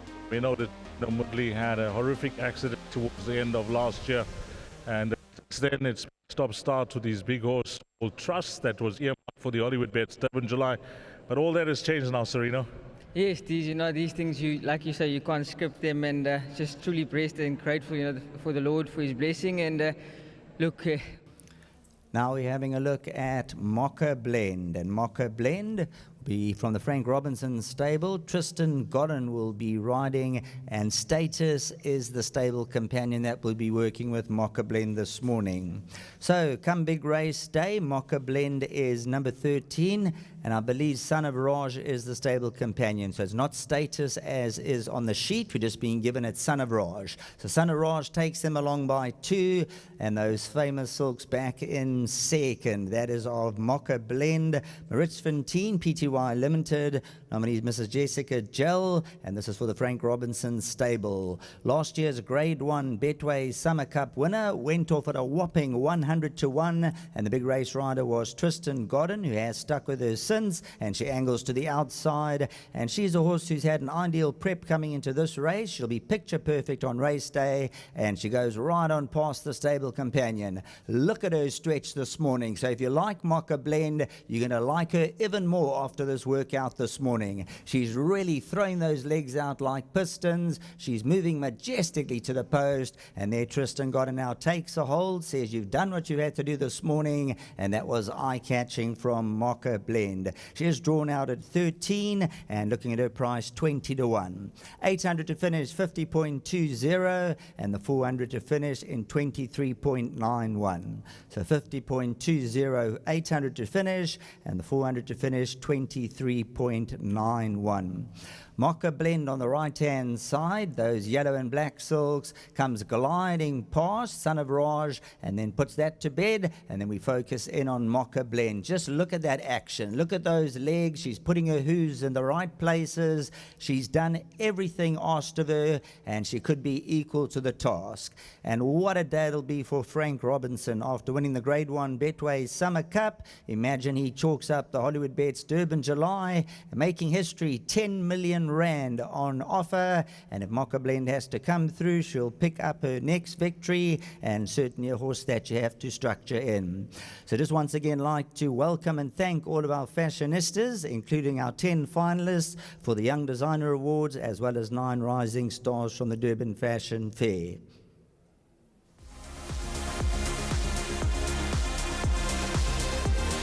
Yeah, apologies racing fans, and apologies to Sereno Mudley, but he's kind enough to stay back for the interview. It's live TV. Sorry, Sereno, but you were coming back and you were saying, you know, you can't script these things. Yes, Deej, you know, it's just one of those things. We thought we were riding a different horse, and somehow we ended up on this horse, and it's just so fantastic for the team, you know, Byron and his yard here, Mrs. Platner, Andre, you know, it's just fantastic to have a horse of this caliber. You know, last year we were aiming at him for that race, and Salukwe came along, and it's just amazing how things work out, because he would have got a rating and he ended up getting scratched in one of those races, and he comes in with the perfect weight, and I think he's spot on for the race. I wish the race was this weekend, to be quite honest with you. He obviously nominated himself because he wasn't part of the first entry. So, you know, since he's come down to KZN, his 2 wins have been superb, and he has to have a crack at the race. That's it. I don't think you can give a race a miss of this caliber. You know, it's obviously, like you say, he put himself into the picture, and he's the ideal horse for the race. If you look at it, you know, there's nowhere else to go. But I'm just glad I'm aboard him, and it worked out the way it did, because this morning he just showed his true guts and determination, and he's in a very good space, and I'm just chomping at the bit to get to next week. Obviously, you guys wouldn't be running him if you thought that stamina was a question, but that's the question that you get asked, I get asked on a daily basis. I'm sure Baran, Andre, everybody that's associated with the horse. What's your thoughts on the distance? Look, that's why I galloped with a companion today. If he came alone, you'd have hacked around Greyville. So he's a horse that's very laid back at home, and there's no doubt in my mind that he won't get the trip. You know, he's a horse that does everything the way you want him to, and come the 4th of July, I can promise you something, that last 200 he'll be in the finish. Beside the number, beside the colors, beside Sereno Mudley, beside Miss Patna and Andre Nal, I can tell you that being a grey in the race, you could be the most popular horse. Geez, don't worry, I've get it a lot since he's in the final field. Everyone says it's the grey love, so hopefully we in the winner's box, but you know, all glory to God, and if it's meant to be, it'll be. You've had 2 places the last 2 years. Hopefully things go your way. All the best in the 2026 Hollywoodbets Durban July, and thanks for your time. Thanks so much, Steve. Thank you. Okay, guys, that is Zeitz, who put up a useful gallop. Yeah, the questions will be answered about the 2,200-meter trip come Hollywoodbets Durban July Day. So all the Hollywoodbets Durban July runners have galloped this morning. After this, there will be a quick panel discussing the virtues of the gallops with myself, Anthony Delpeche, and Lucinda Woodruff. On course now, we have a participant in some of the baby races on Saturday, the Amusenet Golden Slipper, where the horse and Mary Slacks Wilgerbos drift colours is Tudor Rose. and that from the Glenn Cotson stable. Tudor Rose will be number 2 on the card with Gavin Larina on board on Saturday. And then next to Tudor Rose, a horse called Roskilde, who of course runs in the Amoda Golden Horseshoe. Chad Little is on board, a recent winner at Hollywoodbets Scottsville. Brandon, in a name, which gallop caught your eye most this morning of those running next Saturday? Ali, I have to go with, I thought Wishlist was super impressive. I mean, you caught up with Andrew Fortune. He was also very happy. I think the key with Wishlist is the speed. Let's make no bones about it. Last time out, I thought Muzieni rode the race of his life. Just that last 25, 30 meters. Things develop, but I think the pace will be on in the July. Always, they tend to go decent fractions. Andrew's already mapped out that he'll be a lot closer, and I think that's the key. She'll quicken off of that. So I do think Wishlist was eye-catching today, in saying that I thought Note to Self was also moving very nicely. I am still of the opinion that he'll be a better 4-year-old, and I can't wait to see him towards the end of the year for the Cape Summer season. But those are the 2 horses off the top of my head that I thought were impressive. And for you? Yeah, and I thought that Viva's Liberté also put up a fantastic gallop this morning. I actually thought the Joberg horses galloped really well. Star Major was impressive. I thought Olivia's Way was also really eye-catching, and Minogue also put up a lovely gallop this morning as well. So those are horses to run with potentially on what you saw this morning. Everyone's got a different take on how to interpret the gallops. It's a subjective opinion. How much is going to develop over the next 10 days? Are you going to keep your cards close to your chest when the last big gallop is going to be? Right, we've got Tudor Rose and Roskilde in shot, but now there's double Grand Slam under Andrew Fortune. She is likely to start favourite in the Ridgemont Garden Province Stakes. Andrew Fortune whispered in our ears early on, I think this is the best she's been, Brandon. Best bets on the card, Ellie. I see they've opened up 12-10 around double Grand Slam. Obviously, Mon Petit Cherie, old sparring partners. They've been there, done that. They've met each other on a number of occasions. But I'm of the opinion that double Grand Slam is the best version of herself at the moment. Very unlucky in that sprint at Hollywoodbets Scottsville. I mean, she had to dive towards the inside. Deserved winner was Asia Pambili. But I've looked at the card. I spent a bit of time at the hotel studying, watching reruns. For punters out there, this for me is the best bet on the card. It will be a huge feat, and I'm not sure when last it was done, to win 3 grade 1s across the country. Of course, she did win a World Sports Betting Cape Town Met Day when she took out the Mallorca Stakes. She won the Tab Empress Club in facile fashion up on the half-alter Turfentine. As you say, stiff in the South African filly sprint powered by the Witness. But she won the Ridgemont Garden Province 12 months ago. She could go into the history books as being the first horse in a long, long time to have won 3 grade 1s across the country. Here's her workout. She's made, there's no secret of the fact that she can work. There's no secret of the fact that she can run, Brandon. And what you see there, does that tick a lot more boxes? That enhance your confidence? Do we rush into the 12-10, make her even money now? Beautiful. At this point, Ellie, I'm very happy. I mean, we had a good look at her walking around the parade ring. I mean, she's dappled, she's glowing at the moment.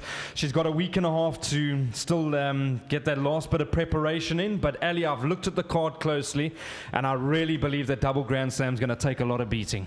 One man who's certainly got a good eye for a horse and who picks them on the way down to the start, Leberka, Neil Pretorius, has just come through with a message, and he was thoroughly impressed with I Salute You's gallop this morning. So for Neil fans out there, there's a little bit of food for thought. Here's Tudor Rose on the right and Roskilde on the left, going through the last 150 meters. Of course, both of them will be running on Saturday. Roskilde was a winner here not so long ago, and as for Tudor Rose, this will be her first sight of Hollywoodbets Greyville. So just putting up the handbrake a little bit over the closing stages and getting to know her way around the Theatre of Champions. So those are Glenn Cotson's gallopers this morning. Couple more to go.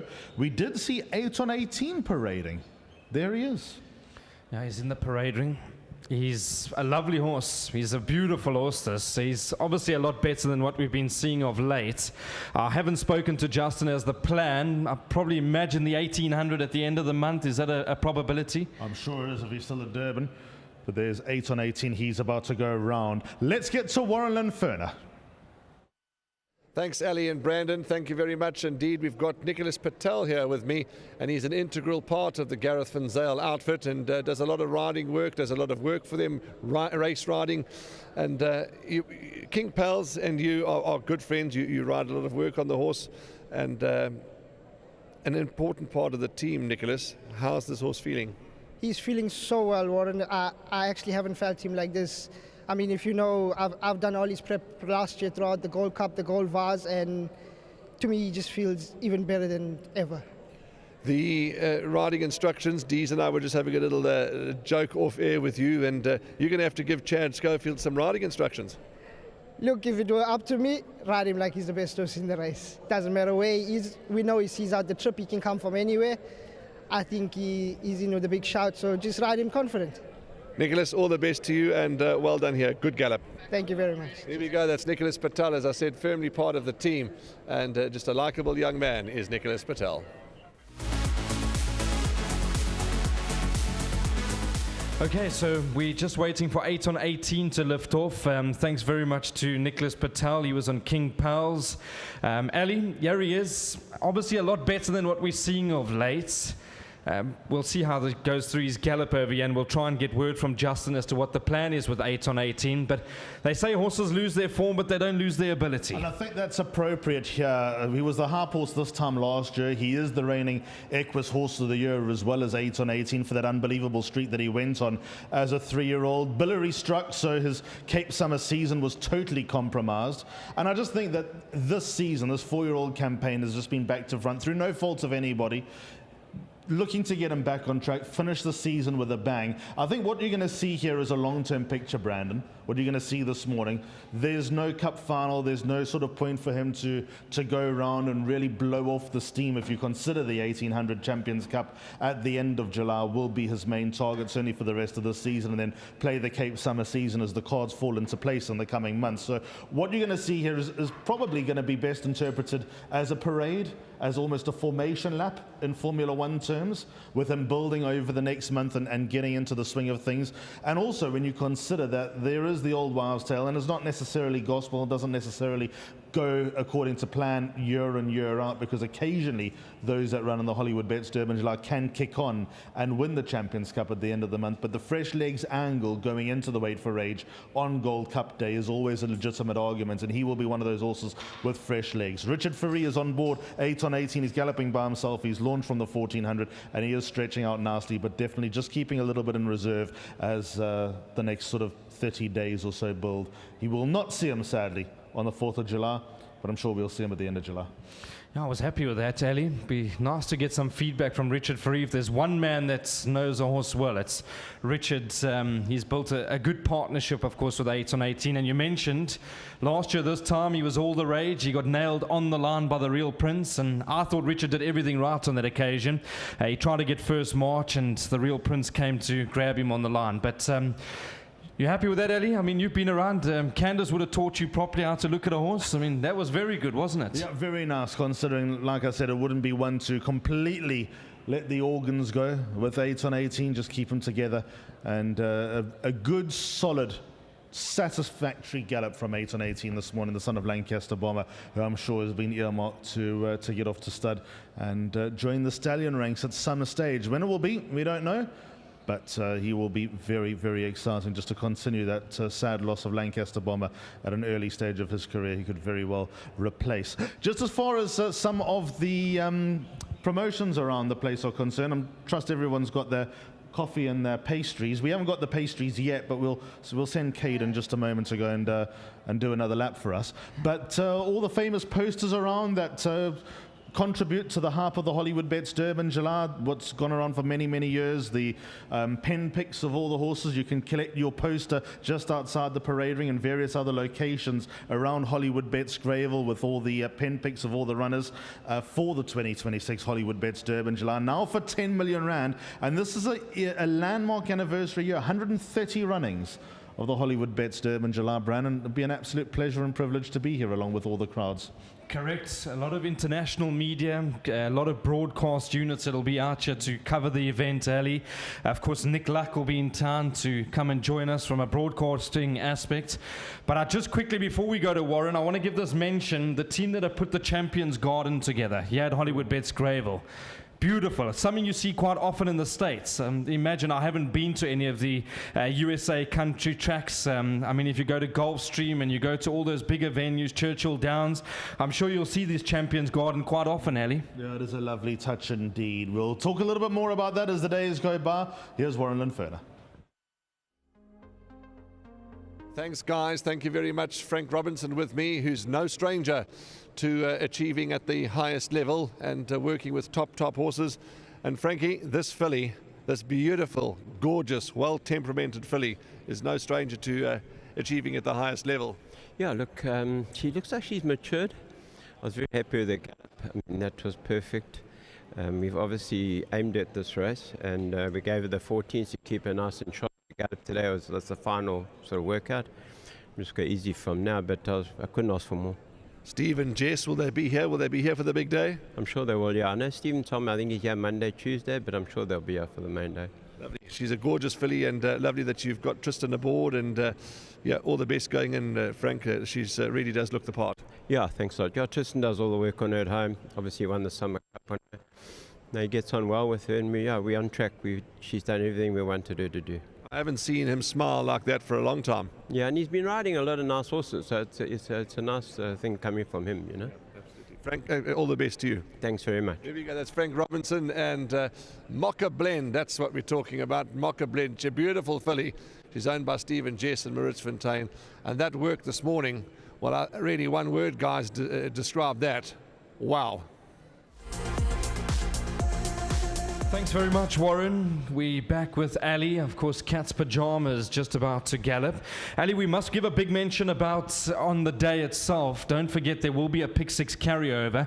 I think it's 2 million rand, and we generally go past 15 million rand, and there'll be a 1 million rand carryover into the quartet, and that should go to 10 million. Yeah, 15 million the target in the pick 6 on Saturday, 10 million the target in the main race quartet on Saturday as well. So even more reason for punters to strap yourselves in for what will be a special day. It is South Africa's biggest betting bonanza as far as racing is concerned, the Hollywoodbets Durban July. Just a reminder for those that want to make their way, that haven't done so yet, Ticket Pro is your avenue to get general access. I'd highly recommend get hold of your friends, people in high places that might have that place in one of the suites, one of the venues, one of the boxes, or one of the tents in the middle of Hollywoodbets Greyville, just to base yourself, but come and be part of the day. Country Allure is the theme, and you're talking about the international media. It'd be wonderful that we're going to be welcoming Nick Luck to South Africa for the first time. He'll be in the saddle here, conducting some of the traffic with myself, with you, with Dees, with Raheel, with Warren, and the rest of the team. Vicky and Grant will be part of the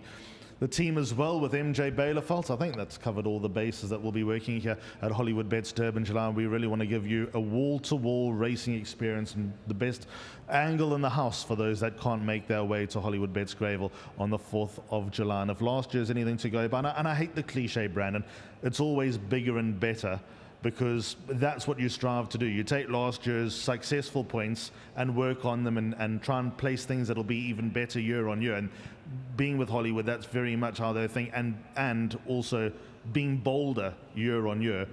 But this year is going to be special. Take away what you might think of the field. You could literally put 18 maidens and attach the name Hollywoodbets Durban July for 10 million rand, and people will have an opinion. There'll still be buzz, there'll still be talk, there'll still be hype. Correct.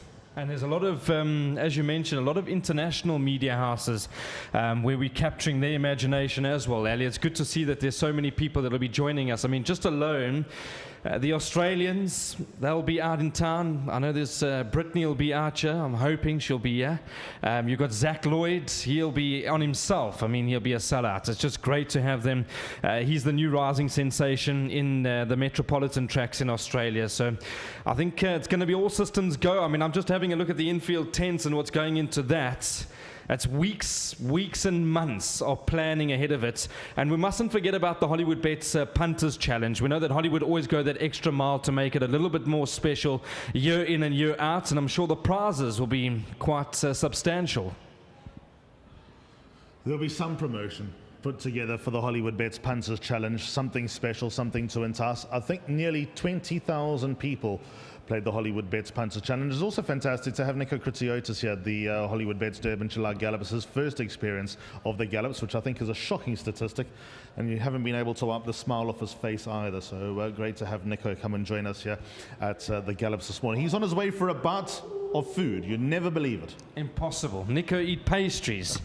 There'll be none left. We really need to send our guys to go and get them. But anyway, jokes aside, Peter and Albert Staines' horses Red Spice and Pay the Palace are stepping out onto the track now as well. These will be the last gallopers. So Field Marshal, you would have seen just make his way down to his spot. He'll be galloping, Cat's Pajamas and Field Marshal. They'll be galloping from the 1200 meters mark. Cat's Pajamas under Dejon Low, Field Marshal under Andrew Fortune, and then the Stain runners Red Spice and Pay the Palace. They'll be the last to see this morning. Just a little bit of feedback about these Kotson runners who will be on their way. Nathan Kotson has got Cat's Pajamas running in the 9th race. That'll be the Post Merchants, which is a grade 3. And it's the hottest grade 3 I've ever seen. Great race. Of course, we got the bomb sprinter, the crack sprinter coming from the Highveld. Highest rated horse on the land, Buffalo Storm Cody. Correct. Richard Ferree's been booked to ride for Tony Peter.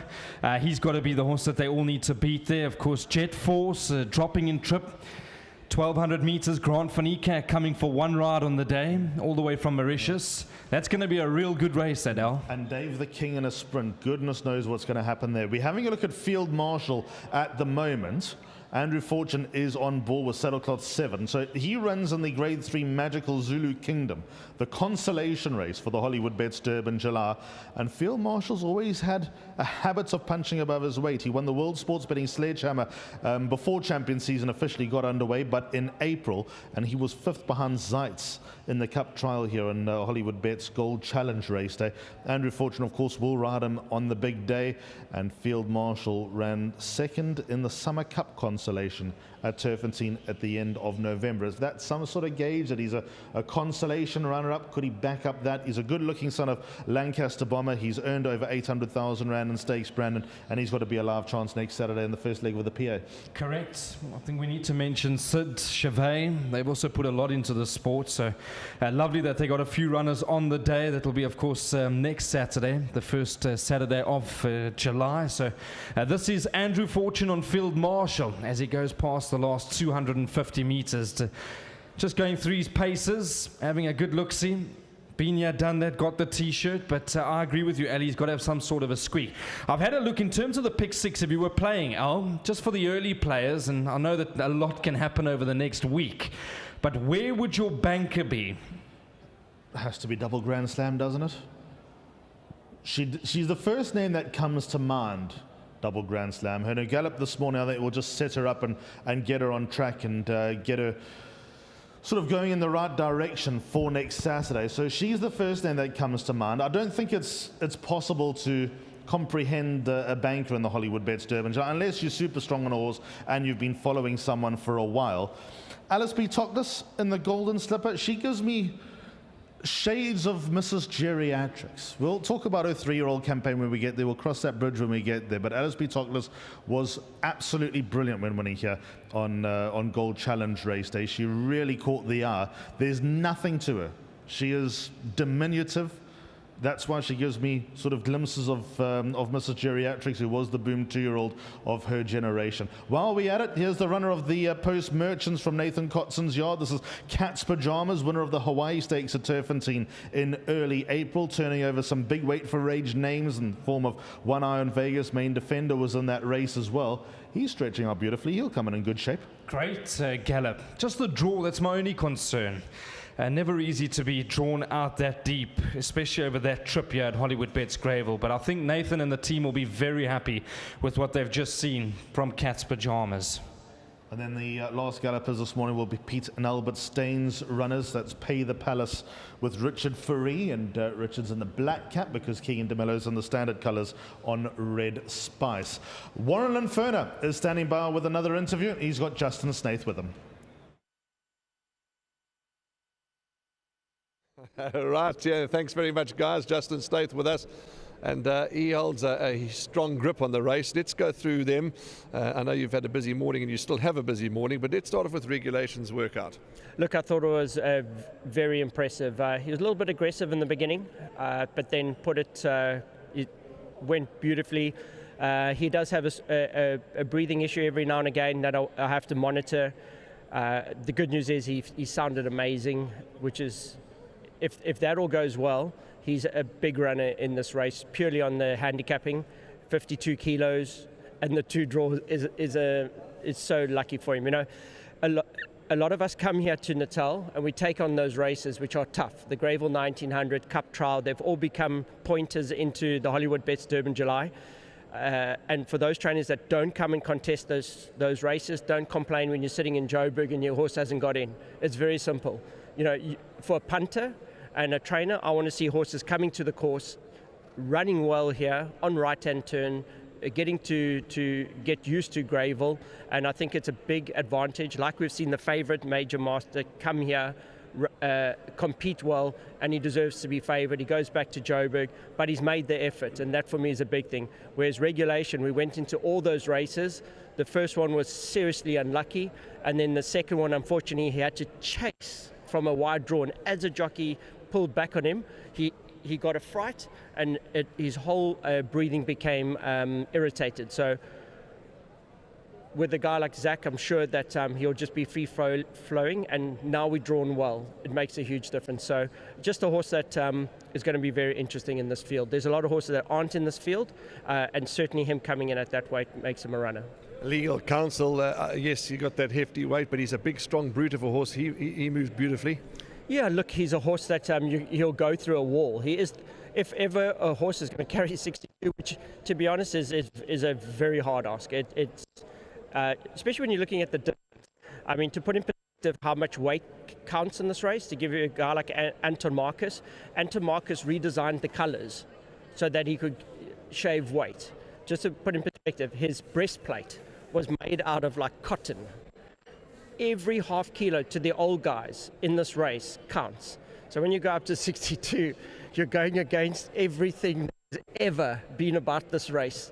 You're like, it's a swear word. I can't tell you how bad it is, but it's the challenge, and you're just judging by what's happened here and the way the whole race is. It's worth the effort. So there's only one race that's worth the effort, and this is it. Just, there's obviously other gallops still going on, and the team await for us, but just wish list as well. I mean, all of them, they just looked so good, and you must go in with confidence. Look, I've made a lot of mistakes here at these gallops. As a young trainer, I came here, I pulled shoes, horses were injured. You learn a lot, and you learn to curve it, and everything counts. When you're so close to an event of this, and there's a lot of pressure, this is possibly 70% of the job is actually today. So you've got to be very careful, and as in racing, the horse always comes first. But today I thought they all had a great experience. The whole thing's to come here and have a good experience. You'll remember the days where I was on the pony with Pomp and Power and he dropped the rider. And let's pause for 1 second. Let's just pause for a moment. Let them do this gallop and we'll continue this conversation. Okay, thank you very much. Thanks, Warren. We're just going to pick up these two horses on track quickly. Of course, lovely to have Pitt and Albert staying with a few horses out here in KwaZulu-Natal. I see Albert is here. Red Spice, Pay the Palace. Two very nice horses. I thought Red Spice is a massive runner on the day. There was a very good run from him last time from the draw. Keegan DeMello on Red Spice and Richard Fourie on Pay the Palace.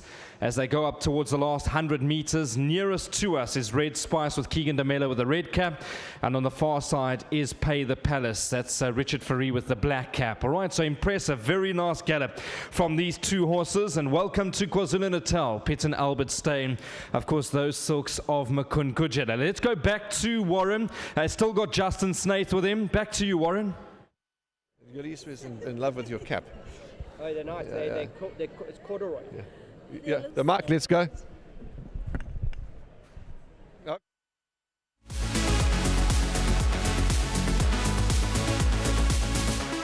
Okay, there we go. That's the gallops that we've just had a look at. Let's get back to the runners' wish list. I mean, Andrew's obviously upbeat, confident, and yeah, they've all looked good this morning, and we were treated to some wonderful gallops. Yeah, very much so. The jocks were very confident as they got off their horses, which is a very good sign.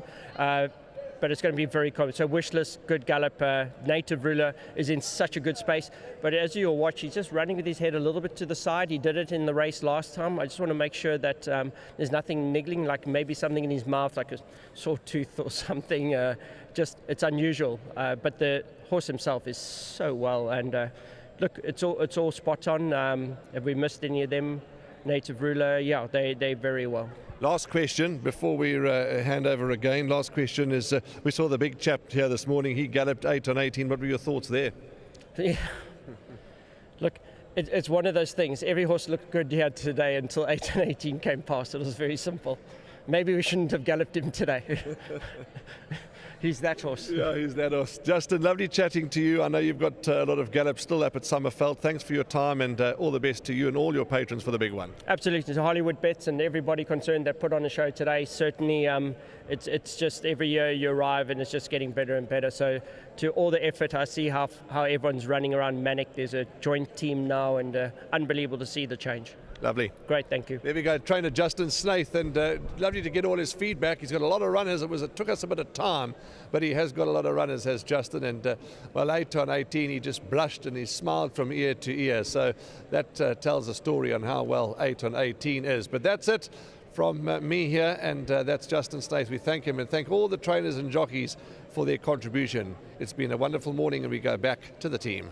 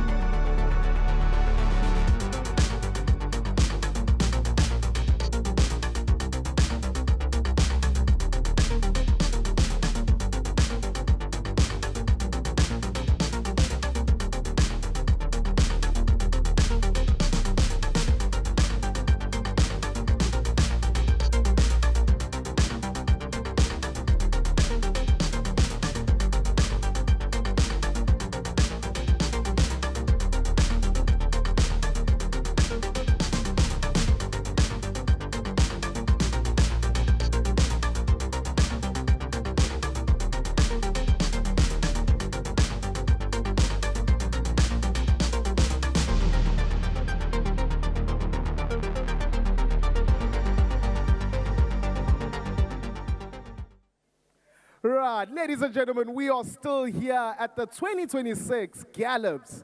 Now, my name is Tabani Mhlongo. Ladies and gentlemen, I am here to tell you about the KZN Champion Season. The KZN Champion Season continues to set the standard high in South African horse racing. Up next, Africa's greatest horse racing and social event, the Hollywoodbets Durban July. The 130th running of this iconic race meeting is set to take place here at Hollywoodbets Greyville Racecourse on Saturday, the 4th of July, 2026, in what is going to be a show-stopping celebration of big city charm and rustic charm. The excitement never ends off the track. The champion season boasts a terrific 2.5 million rand in cash and prizes. This includes 2 brand new Volkswagen Polo Vivos, as well as a top-of-the-range Volkswagen Tiguan. To enter, punters need to place a bet of 50 rand or more on any horse race. Now, ladies and gentlemen, that is exactly what our first winner did when he placed a bet on a horse race at Fairview Racecourse on the 5th of June. Due to his horse racing savvy and lucky charm, ladies and gentlemen, we are proud to announce that the winner of the first Volkswagen Polo Vivo, Dale Now!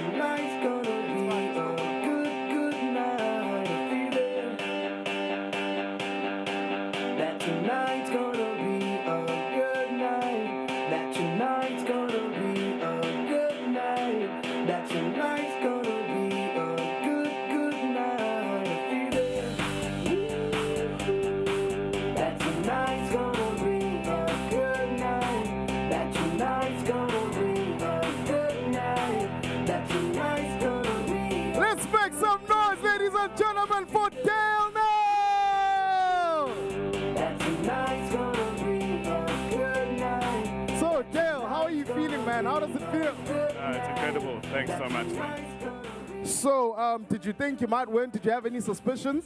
I didn't actually. I was phoning the whole Hollywood the whole week, trying to find out what I've won. I couldn't sleep at night, but now I know why they kept it a secret.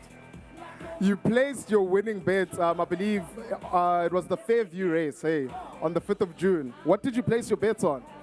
Hey, I can't remember, bro. I must have had 100 bets on that day.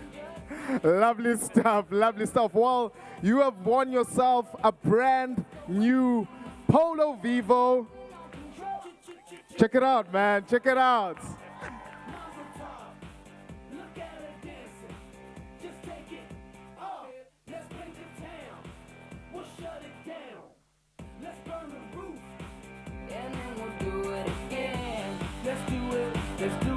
Okay, let's open it up, yeah.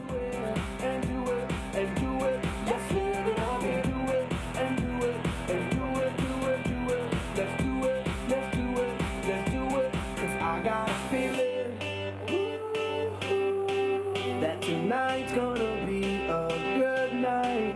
That tonight's gonna be a good night. That tonight's gonna be a good night. I feel it. That tonight's gonna be a good night. That tonight's gonna be a good night. That tonight's And there you have it, ladies and gentlemen.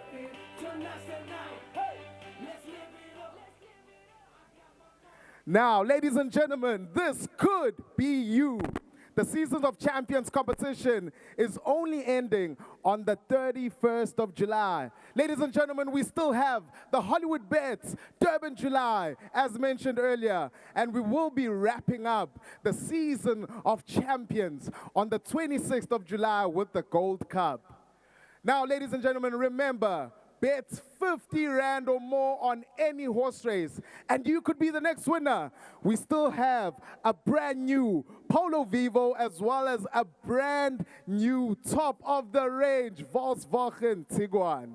What it feels, how lovely it feels to be a champion. Thank you. Back to studio. Beneath wide South African skies, the thoroughbreds run free. Hooves thunder with courage for all the world to see. Jockeys chase the horizon where glory will endure, where freedom meets elegance on fields wide and pure. Along the rail, bold silhouettes begin to take their turn.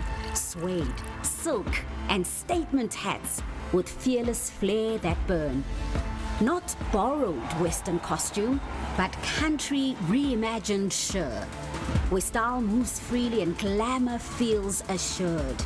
As music lifts the moment and the celebration stirs, laughter, rhythm, and glamour belong to all who are hers.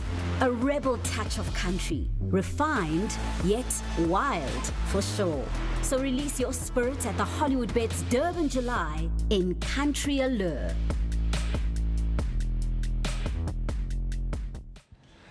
Okay, Brandon, it's been a great morning thus far, and we've seen some magnificent horse flesh and some horses working well, and great. How was it your first time? I mean, at the Gallops working and being here at Hollywoodbets Greyville, it was great. Absolutely loved it. In fact, I won't miss another year. Warren, really good to see that the crowd has turned out and that people have got a sneaky look at what's going to happen. I mean, this is just the front end of it. Horses still got a week and a half, obviously, to get their final preparations in. Some very impressive gallops. I just want to quickly, before I know there is a small panel that will be happening now. Alistair Cohn will be chatting to Bonge, Anthony Delpesh, and of course Lucinda Woodruff. If you go onto the back of your book, there's a promotion, 15% bonus on all deposits made up to 30,000 Rand. Of course, the max bonus will be 4,500 Rand, and that promo runs from the 28th of June to the 5th of July. So open up a Hollywoodbets account and take full advantage of that. But it's really been good. And the bonus helps. I mean, the extra bonus money is fabulous. And from, as you said, the 28th of June to the 5th of July, it's a nice long period. So, open up that account and get punting, not only on the Hollywoodbets Durban July, just get busy. There's racing every day, and we just love every bit of it. But obviously the focus is the big one, the Hollywoodbets Durban July. That bonus is big. Yeah, from the Monday. I mean, Warren, we look at all of it now. We got racing today at the VAR. You can start taking. They've already opened up the betting on the Hollywoodbets website, so you can start finding your fancy. Take horses today at the VAR. You've got, of course, tomorrow, Joberg racing. Saturday, we got a double header. Of course, racing now moved from Hollywoodbets Kenilworth. That'll go to Hollywoodbets Durbanville, where we see Grapes of Wrath. I know that's only for Saturday's time, and you'll be able to find my podcast that I do with the Gallop TV show on Friday evening. But there's a horse called Grapes of Wrath running at Hollywoodbets Durbanville on Saturday. If you go back and watch her last run, super unlucky. The key with her, of course, being the half-sister to Charles Dickens, stepping up in trip to 1,500 meters, draw 1, so I really like the chances there. You've got racing on Sunday, Monday, Turfentine. I think we take a break on Tuesday, but the local guide, start finding your horse. My one anchored horse on Hollywoodbets Durban July Day will be Double Grand Slam. What I happen to see today, Warren, I think the 12 to 10 is a great price. Yeah, that's a good point indeed. Yeah, Double Grand Slam. I had a word with Andrew Fortune too, as we all did, and yeah, he's impressed. He's happy with the draw. Obviously, a bit of an awkward draw, a concern, but yeah, it's you know, she's super. So that's the anchor of the Gallops. In your opinion, I mean, everyone's got a different answer. Who sort of appealed to you in the Gallops? Your favourite Gallop? I think there were a few, Warren. Yes. Viva's Liberté, very an impressive looking horse. He always has been. I mean, he won his first 2 starts in the Western Cape, but I have a good look at him in the parade ring today. You can see he's furnished, and I still believe at the end of the year for the Cape Summer season, and when he's turned 4, we'll see the proper Viva's Liberté. Terry Fripp chatting to you, he was upbeat that the horse is in a good space. I thought Wishlist was super impressive. Yes. Mocha Blend, even though unsure about the stable companion, but all she could do was go through her paces, and you can see that she's come on. She's had a fantastic prep. Her 2 runs going into the Hollywoodbets Durban July has been good. Note to self, he reminds me of those English horses. Of course, I went to the Epsom Derby, I think just before COVID struck, which might have been 2018, 2019, around that period. And he reminds me very much of those English gallopers, big brutes of a horse. And he also, when he turns 4, I think we'll see the best of Note to Self. Yeah, absolutely. He's a lovely horse indeed. And of course, Wishlist too. We've Zeitz, you know, although it's chatting to Byron, slow work, you know, but he just looked good. He moved well. Yeah, it's really is fabulous, Brandon. It's just been a great morning, and the public come out. I mean, we got here early, thinking it was early and it would be quiet. I think it was unbelievably busy from early bells, and it's just great that the public come here. They enjoy their hot coffee, cappuccinos, pastries. And have you had a coffee yet, Warren? Coffee. I haven't had a chance to have a coffee yet. Just you know, we got hit the ground running, did we all? And I haven't had a chance, but we'll go and get a nice hot cappuccino in a moment. And yeah, the posters are out. The posters, everyone's walking around with their posters. It's just such a great vibe. Yeah, listen, I think the whole morning's just mapped out beautifully, because a lot of people would have been up for the Bafana game. Yes. So alarms would have been off at 3 o'clock. You would have been able to spend 90 minutes plus extra time watching that. And from there, after winning 1-0, you would have made your way to Hollywoodbets Greyville this morning. So I think a lot of us, the whole morning's just mapped out beautifully. It certainly has. Yeah, it certainly has indeed. And what else can we add? I mean, there's lots of racing on the day. I think what we can do quickly, Warren, because just for viewers out there that want to stick with the coverage, Alistair Cohen will be chatting to Anthony Dalpesh and to Lucinda Woodruff just on their view of the card and obviously the field for the Hollywoodbets Durban July. I see the betting's out. In the small features, I mean, I want to focus on the pick 6 quickly. I know a lot can change in the next 7-8 days, yes. But the pick 6, 2 million rand goes into the pool. We're hoping to get to 15 million rand on that Saturday. The first race or first leg being the Grade 3 Durban Gold Vase over 3,000 meters. Have you got any preference?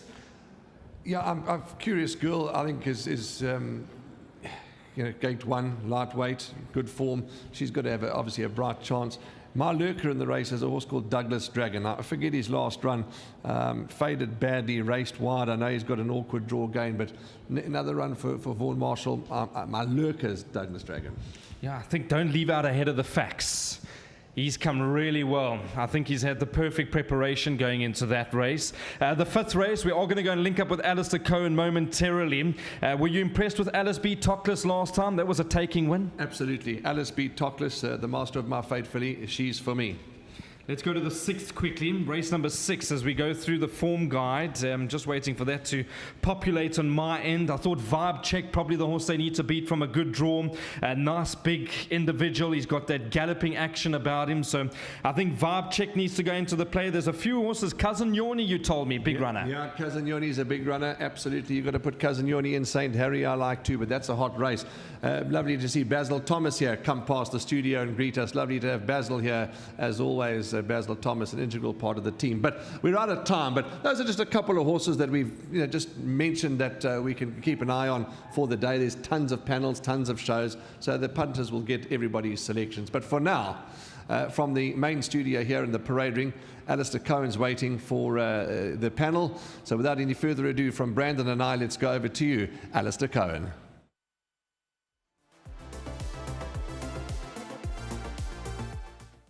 Thanks very much indeed, Warren and Brandon. Very good morning. And as Warren said, this is where all the panel discussions start. There's so many different places, so many different faces will be appearing, discussing Africa's greatest horse race for the next 9 days. But this is the ball rolling. This is the first opinion that you'll get in an official form for the Hollywoodbets Durban July on the back of the gallops that we've just seen for the 130th running of Africa's greatest horse race. For a gross stake this year of 10 million rand. The class of 2026 has been revealed. We've seen them go through their paces, and yet another milestone is ticked, yet another tick in the box as we make our way here to Hollywoodbets Greyville on the 4th of July. Once again, for those that haven't booked their place yet, Ticket Pro is where you'll get your tickets. Come and join us, come and be part of the magic, come and be part of the action. Country Allure is the theme this year. And if you are in Durban right now and you're just thinking of potentially showing your face, perhaps getting a poster, getting a book, getting a card, getting a pen,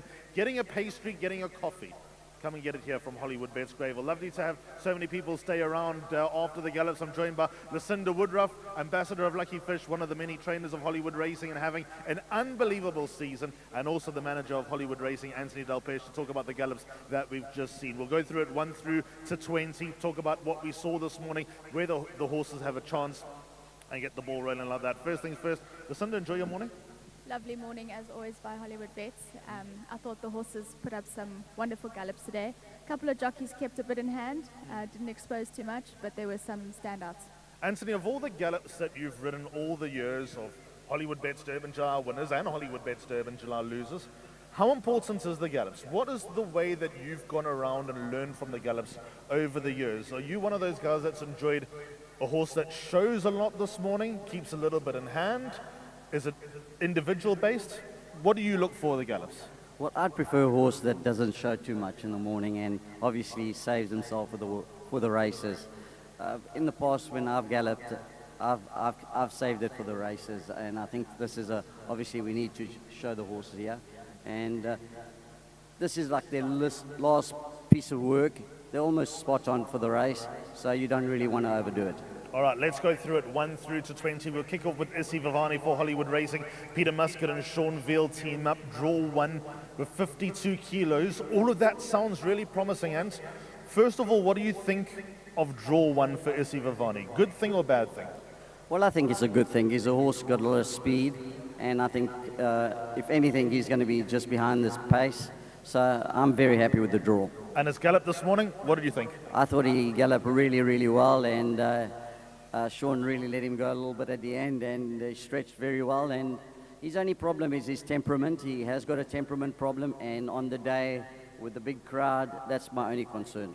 Lucinda, on what you saw this morning from the son of Erupt, if he were yours, how would you feel going into the Hollywoodbets Durban July? Oh, I'd be delighted. If you look at Sean's body language, he doesn't really move on the horse, but the sectionals of his 400 to finish were probably one of the best on the day. I thought it was one of the better gallops I'd seen this morning. He, of course, won the World Sports Betting 1900 last time out when turning over regulation. Sean Veal is on board for Hollywood Racing, and Peter Muscat is the trainer of Issy Vivani. I don't want to be looking for spooks, Lucinda. Galloping in a straight line, all good, no awkward head carriage, no tilt. Are those all boxes to be ticked? Absolutely. You want to see a horse's body language, which for me is my biggest indicator of their well-being. There were a couple of horses today which I thought could have been, I put a bit of a question mark next to because I didn't quite enjoy the way that they had their head or the way that they threw their front legs out. But a horse like Issy Vavan, I thought I'd be delighted with that. Let's go on to number 2 on the card, Regulation. Contentious place, maybe. Zach Lloyd takes the ride, and the fact that he was always just on the outside of the log, but he's still shortened in the market, I think was a mark of discussion. Justin Snaith, of course, trains for Greg and Gina Boards. Lucinda, we'll kick off with you. Again, if you look at weight turnarounds from the Cape Summer season, you look at weight turnarounds from the World Sports Betting 1900, this horse has to be under consideration, but this gallop, what do you make of it? If you look at collateral form with Issy Vavan, they should technically run right next to each other in the July, draw 1, draw 2. I did like Issy Vavan's gallop a little bit more than Regulation, but I think Tristan took him. He didn't ask too much of him. His ears were pricked. You can't be unhappy with that, but he didn't give too much away. From a horsewoman's point of view, Lucinda, he is a horse that was known to have breathing problems, which have been ironed out. But just the fact that he's known to be a little bit of a deep breather, would that perhaps be the reason why he was not asked to show much, that maybe he didn't go out there showing much? Do you think that's the nature of the beast? Do you think that could be part of the game plan? Yeah, it also, I know Justin doesn't usually put his horses under too much, doesn't do too much with them at the Gallops. He's that sort of trainer. He keeps a lot in hand for the big days, so I think that's also got to do with it. Anthony, where do you stand on Regulation? First and foremost, this morning, how did he strike you? I think he didn't show too much. I think he's one of those horses that doesn't show much in the morning. You can see his ears was pricked, he moved well, and I think he's in a good space. Where do you see him running? Winning chance, place chance, outside chance, midfield? Where do you put him? Well, I think you've got to put a line through his last run. You go back to his form. Before that, his form is really, really strong. I think this horse is not out of it. Zach Lloyd, can he step up on Jeff? I mean, all he has to do is run second to be better than Jeff. Well, he just has to improve on Jeff, that's all. What is your report card on Zach, on what you've seen? I know that you've just been at Royal Ascot and he rode a winner there. Really impressive youngster, isn't he? Yeah, I think he's a top rider. He's following his father's footstep. I think he's one of the jockeys you're going to hear a lot about, and he's world class. Let's go on to number 3, the Ultimate King. Tony Peter trains Cabello Mazzaniani. Won this race with Winchester Mansion just a few years ago, 3 years ago, for Brett Crawford. This in the colours of Suzette Fillion, pulled a very promising draw in gate number 3. Now, he hasn't won in roughly 8 months, but I wouldn't read too much into that stat. But how does he fit in here? And on the World Sports Betting 1900 run behind Issy Vavani, again should be there and thereabouts. Here's this gallop. When I spoke to Tony Peter yesterday, this gallop, of course, was on Tuesday morning, was over 1,800 meters of turf 15. Very satisfied with the blowout that he's had. Where does he stand? Yeah, he had quite a hard gallop. I think this was part of his preparation, obviously, because he really had a tough gallop. He's a horse that hasn't won for a while, so he's always finished just behind him. Is he good enough? That's a question mark. Lucinda, 1,800 meter gallop, 10 days before the Hollywoodbets Durban July. He completely left the companion standing in his wake. That we probably won't read too much into. But in the way that he's stretching on the long run in the Turfentine from altitude, where does he place in your pecking order? This horse, the biggest thing that worried me is his temperament. I remember watching Rachel on him a couple of months back. I think it was his last win, actually. She had to jump off him about 5 times going to the start. So, you know, the Hollywoodbets Durban July day, the atmosphere is set. You emulate that anywhere on any race course. And I really worry about how this horse is going to behave. Yeah, so that's about number 3, the Ultimate King, the son of Vercingetorix. Let's go on to the reigning favourite, number 4, Star Major. Ironically, pulled barrier 4, the same draw that Winchester Mansion jumped out of. Of course, this is James Crawford, not Brett. Mikael Michel takes the ride on the son of Quirari. He has been brilliant this champion season. He won the World Sports Betting KZN Guineas. He absolutely dominated the Daily News 2000. We'll spend a little bit more time on Star Major than we have on the others. Lucinda, I'll kick off with you. What's the report coming from Joberg about Star Major? Any news? Because obviously Tim, your brother, runs the yard for James up on the half vault. An exciting time. What do you think? I'll obviously, you know, Tim keeps his work stuff to himself, but he did say to me he was very happy with the horse. He said the horse has got an absolutely phenomenal temperament, just an amazing animal to be working with, and he's very blessed to be working with horses like this. The gallop looked good for me. I know the sectionals were quite quick too, but I think the the ground's quite hard in Joberg at the moment, so I think his sectionals were pretty quick from what I'd heard. And the 3 trips down from Johannesburg, obviously Brett did it with Winchester Mansion. Oriental Charm, I think, had a similar prep. In fact, he definitely had a similar prep. What would be your biggest worry with Star Major? If you know, he's at the top of the boards, he'll be a popular choice. Mikhail Michelle looking to be the first female jockey to win the Hollywoodbets Durban July. Her story in South Africa has been absolutely sensational. But what will undo Star Major, if anything does? Spot on, Ali. I would think the same thing, 3 trips down to Durban as a 3-year-old. But then again, Brett's done it twice, you know, and the first time he did it, we all think, wow, I mean, I've never heard of that before. Then he came and did it again. So does it play a part? I think it depends on the animal, definitely, and this horse has got a fantastic temperament. It's a proper animal, so I don't think it would be to his detriment. At the end of this discussion, I will ask Anthony and Lucinda for their 1, 2, 3, 4. Ant, what about his style of running in the Hollywoodbets Durban July? No one's doing you a favor. Draw 4 from what is likely to be the second half of the field. Does that worry you at all? I think Mikhail is going to find out a bit of a rough riding there. It is going to be very rough from where she is, but I think she shouldn't change the style of riding this horse. This horse has shown he is a better horse being dropped out. I think he wants to be switched off, and he's just shown you since the Durban season how well he's done. And sometimes you say good horses get you out of trouble, and I thought in the Guineas, he got Mikhail out of trouble. Raced wide, turning into the straight, and he won a very good race. His gallop this morning was superb. Only thing is the weight. I don't know, 3-year-old would won with this kind of weight, but I think he could be the best horse in the race. That turn of foot, is that the best turn of foot in the race? Turn of foot is very important, especially in the July, and especially where he's going to come from. He's got a fantastic turn of foot. I wouldn't be too worried if I was her to ride him from behind.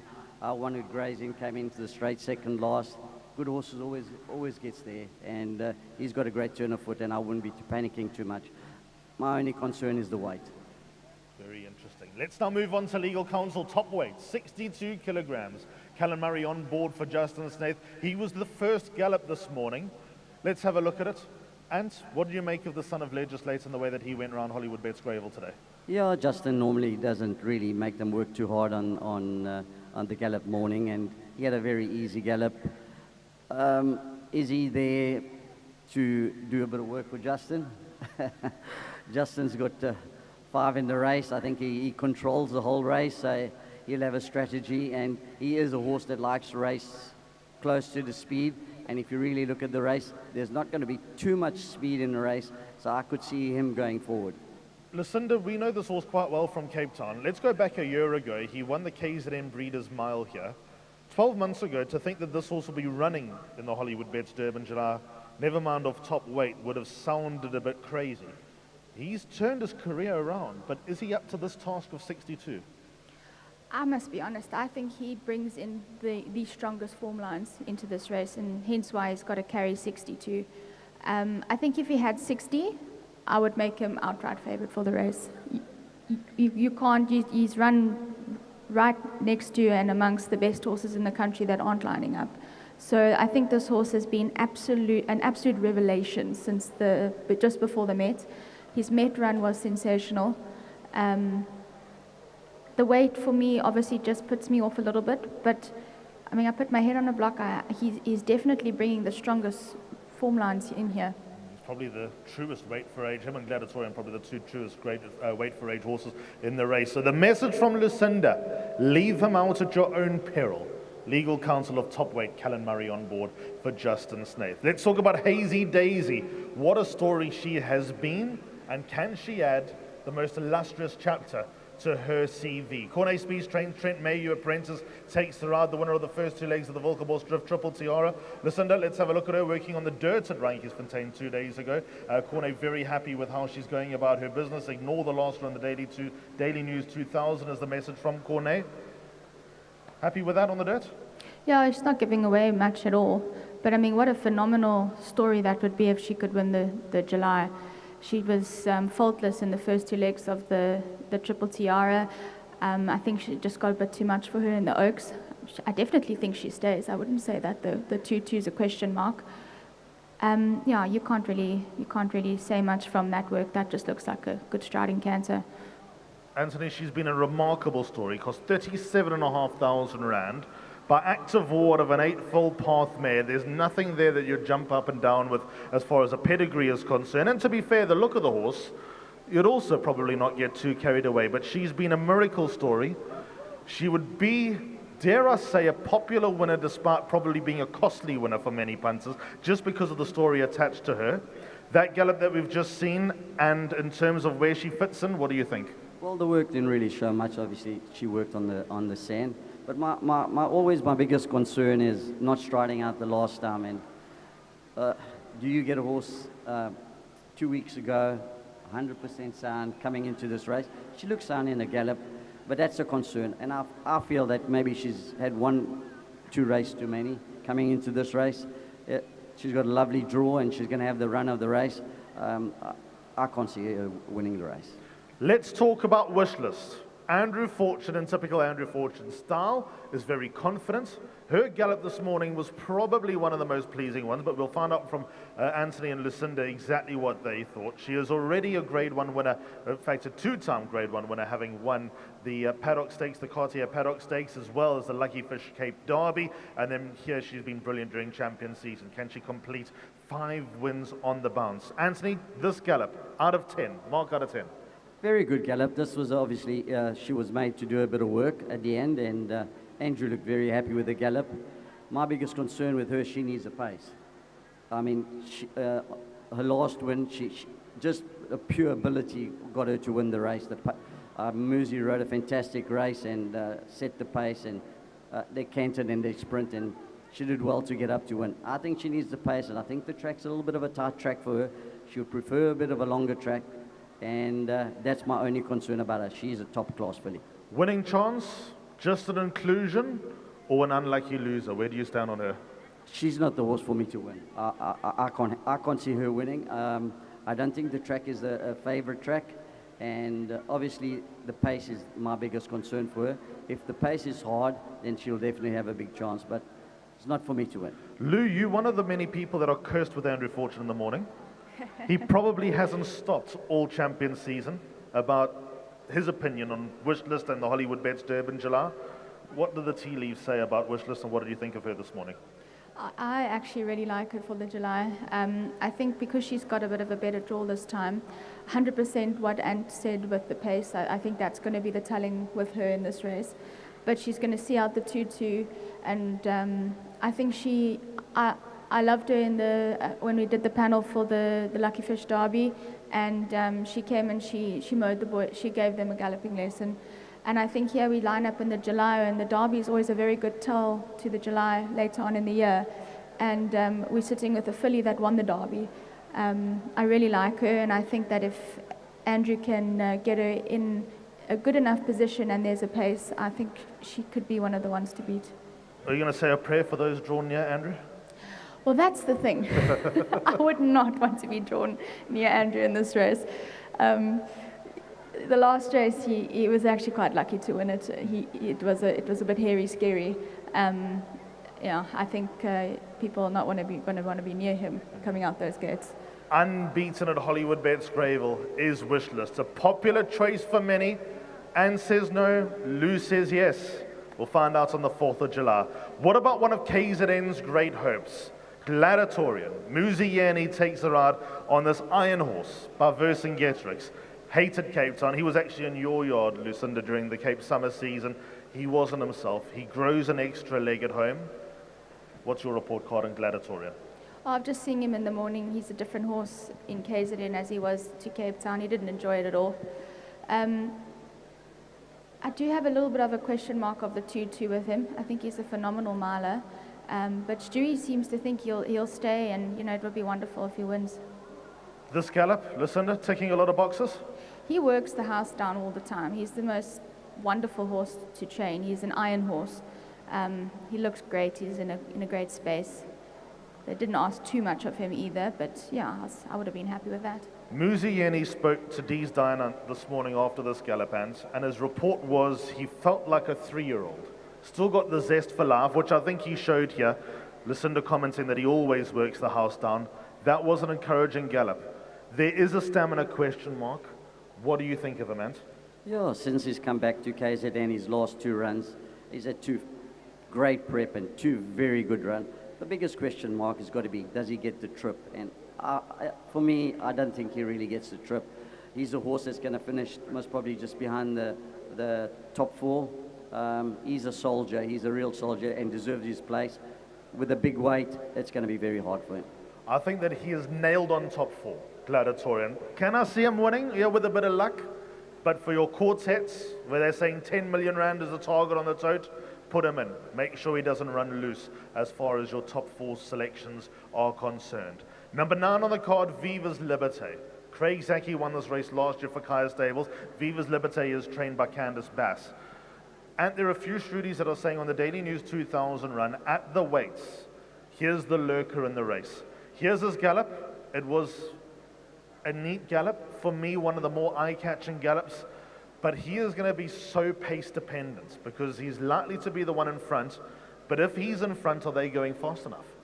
Well, that's going to be. He could get the run of the race, and he is a bit of an aggressive horse. And the way the race looks, he could be the horse in front. But being left alone in front could be very dangerous. This is the dark horse of the race. This is my outsider. Outside, there we go. The outsider for Anthony Delpeche is number 9, Viva's Liberté. Lou, I can't shake off the opinion that 6 months from now, this is going to be a serious racehorse. When we get to Cape Town for the Lombard Kings Plate World Sports Betting Cape Town Met, and probably even champion season this time next year, Viva's Liberté, and note to self who we'll get to, could well be the dominant 4-year-olds going forward. Is he ready yet? Are you on Anthony's page that this is the dark horse of the race? Is he ready yet? That's the big question. He could be. I definitely agree with Ant in that. I may be mistaken, but I don't think the original plan was to come to Durban with this horse, but he kind of threw his hand up after the Legal Eagle as at the mile. I know he was on a float, we had horses on the same float as him straight after that race, and he suddenly popped up in the morning and said, I'm going to Durban. Yeah, he's popped up big time, and definitely at the weights, and that's going to be the telling point in the July this year. I mean, you know, the change of the race conditions, and it's a proper handicap now. I think that's a good point. And does that make you think a little bit differently going into this year's race? The fact that we got a spread from 62 down to 52, is the thinking different, or do you still stick to your fundamentals of trying to find winners and work it all out? Well, I think the conditions gives a lot of horses that shouldn't have had a chance in this race a chance now. I mean, if you go to Isivani, realistically, he doesn't really have a good chance compared to a lot of the top horses. But coming in with that weight, and the manner which he won last time, and the way he's going at the moment, he's got a chance. He's really got a chance in the race. And I'm not being biased because he's Hollywood's racing's horse, but he's definitely got a chance because of the handicap. Yep, that is another spanner in the works. I think that it just adds to the allure, the talk, the hype, and all the various opinions that are out there for the Hollywoodbets Durban July. The winner of the Lucky Fish Winter Stakes, number 10, Native Ruler, ran 6th in this race last year. There are only 2 survivors from 2025. They were Gladiatorian and Native Ruler. Keegan DeMello, on his return from Hong Kong, has been sweeping all before him. Justin Snaith trains. And I'll kick off with you. Is beating Imelenze Yokududuma over 1.5 miles good enough to suddenly win the July? The only problem, he always tends to hang in. And even last time, he won with a bit in hand last time. And even in his gallop today, he had his head sideways and he wanting to lay in. My only concern is he's coming with too much weight. I think if this horse came in with 53.5, he'll be a serious runner. I just think that 58.5 is going to be tough for him, but he's a horse that's going to be in the money. Listen to that head carriage, a little worry. Again, are we looking for spooks? Were you happy enough with that? Is that the nature of the beast? What do you make of what we're seeing here? So when I watched this gallop, I thought, oh, why is his head cocked like that? I wasn't aware that he hangs in, but it makes a lot of sense now. If you find if you get an inside rail run, I looked at this horse, and I remember last year nobody gave him a hope, and he ended up running 4th, if I'm not mistaken. Yeah. He comes in with a lot more weight this year, but he's also improved. And I think this horse, given a clear run up the rail, he could come in with a chance. Now, what about Note to Self? Number 11, Richard Faree on board for Justin Snaith. Brandon Dees-Warren and I were sitting in the middle of the parade ring this morning doing our bits, and Justin pulled us aside and said, guys, let me show you a racehorse. A typical Justin style, and you kind of brush it off because it's Justin and you know that there's some sort of PR angle when it comes to him. But to be fair, Note to Self looks like he's developing and now starting to fill out and become the horse that they hope he is. Lucinda, what do you think of this? Look, the horse has an incredible action, and I can see why Justin booms it all the time. But it's been boomed since October last year. He's yet to show up on a big day. That's my worry with him. I think he's a beautiful animal and a lovely horse. But he's yet to show up when they keep saying he's going to. I do think Star Major has him held on the Daily News. And he's always given the impression that for now he's a little bit of a puppy. But the turnaround since the Daily News 2000 into what we saw this morning, there's definitely a step up as far as the frame of the horse is concerned. Is he ready for this hustle and bustle? Is he up to the task? Is he as good as they say he is? I thought he was the horse, my pick for the day today. I thought he's a really, really smart horse. He was really moving well. He's got a jockey that knows how to win this race, and that's very important. He's got a good head on him, and he'll put this horse in the right position. He's 2 kgs better off than Star Major. He's got a lot going for him. So there's Note to Self. Look at that action. Spot on. The son of Futura. Of course, Futura was stiff in a couple of Hollywoodbets Durban July. He's thrown his name right up there as far as the Stallions of South Africa is concerned. He's definitely gone up and been promoted a few rungs on the ladder as Futura. Could his progeny win Africa's greatest horse race? Well, there's no doubt about the Vercingetorix progeny. Number 12 on the card is Zeitz, a late supplementary entry into the Hollywoodbets Durban July for Platinum Racing. Andre Nell and Sereno Moodley team up. He won the Cup trial last time out, and he won it in workmanlike good fashion, and he loves it around this course, does Zeitz. And so I'll kick off with you. I'll confess, he's masked Rudy. He looked very well this morning. He galloped really, really good, and my only concern is obviously first time over the strip. Does he get the trip? Serena's pretty confident that he'll get the trip, but he looked in good shape today, and he's the kind of horse that could finish into the money. Lucinda, will he get the trip? That's the big question. I mean, this Gallop, I suppose he was one of those that kept his cards close to his chest without really going to town and demonstrating everything this morning. Not that he looked terrible in any stretch. He actually looked fantastic. But the stamina, will it kick in? Will he reach the extra trip? Yeah, that was my only worry with him. You know, I think he usually is ridden quite conservatively. It would be the first time he's ever trying the trip, of course. But out of a Redoutes mare, that cross is phenomenal. That's the question. I'm a little bit worried about him getting the trip. I thought maybe the 1800 was his max, but yeah. Prep coming into this race, is she good enough to win it? I'm not too sure. She's got a weight of 56.5, which I think there's nothing wrong with the weight. She's proven that she's won the Summer Cup, so she deserves to carry the weight. I think she's had a very good prep, and she looked very good this morning. Lucinda, is this the best prep in the race? Hands down. This filly ticks all the boxes for me. I really, really like her coming into this race. From a trainer's perspective, you've just won the Betway Summer Cup, and there is a school of thought that to do 3 different provinces does take a lot out of them. But the temptation of Frank, considering the few months that he's had, and the fact that he's resisted to run her until early May on the back of winning a Grand One, so 6 months off, with the ultimate focus being the Hollywoodbets Durban July. Do you think that took a lot of resistance, a lot of patience? Yeah, definitely. But Frank's, and you know, he's got so much experience in horse racing, and he knows what he's doing. I just love she's an ideal world out of the Silvano mare. I love everything about her for the July this year. I think that Frank's done a phenomenal job, and I think she's had a very similar prep to last year's winner.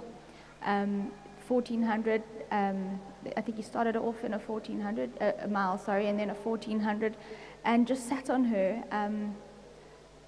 had she gone for another race and run up there, she would have carried a lot more weight. So, yeah, this is definitely one of my outside picks for the race.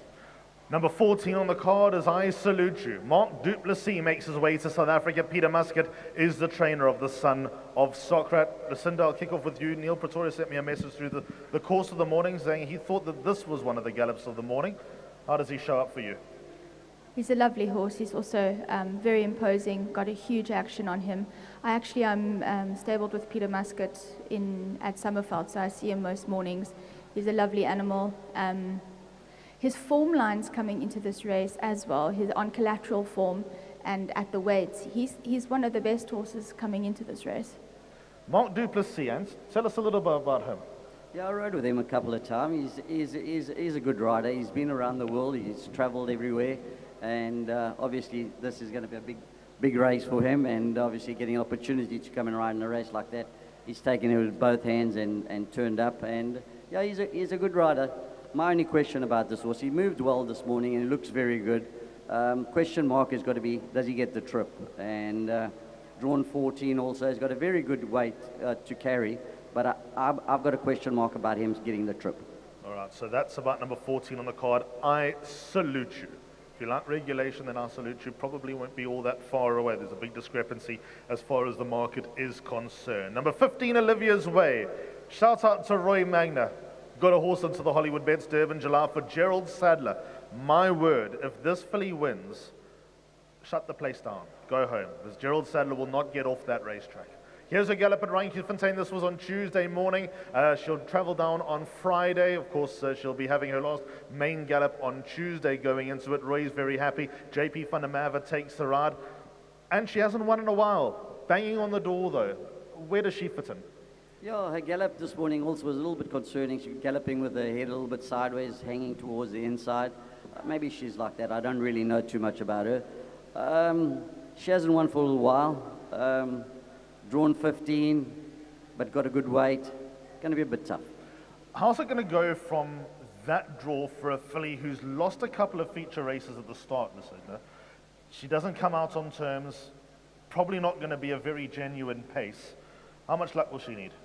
Yeah, I mean, she's got a good turn of foot, but I think the problem is, she's going from Turffontein to Greyville, which has got a much shorter straight. On her run in the Summer Cup to Marker Blend, she's actually on collateral form. She's right next to her. But what horse has improved out of that race? What filly has improved the most? And for me, off my eye, I would say Marker Blend. All right, let's go on to number 16, Minogue, the first run on the Hollywoodbets Durban July for the Dawson sisters. Candace and Tammy send her out with Gavin Lorena, eye-catching jockey booking. He won the Hollywoodbets Durban July in 2021 on Comedy Ding from the worst of the draws. His daughter, Versing Getrix, has been banging on the door, hitting the crossbar.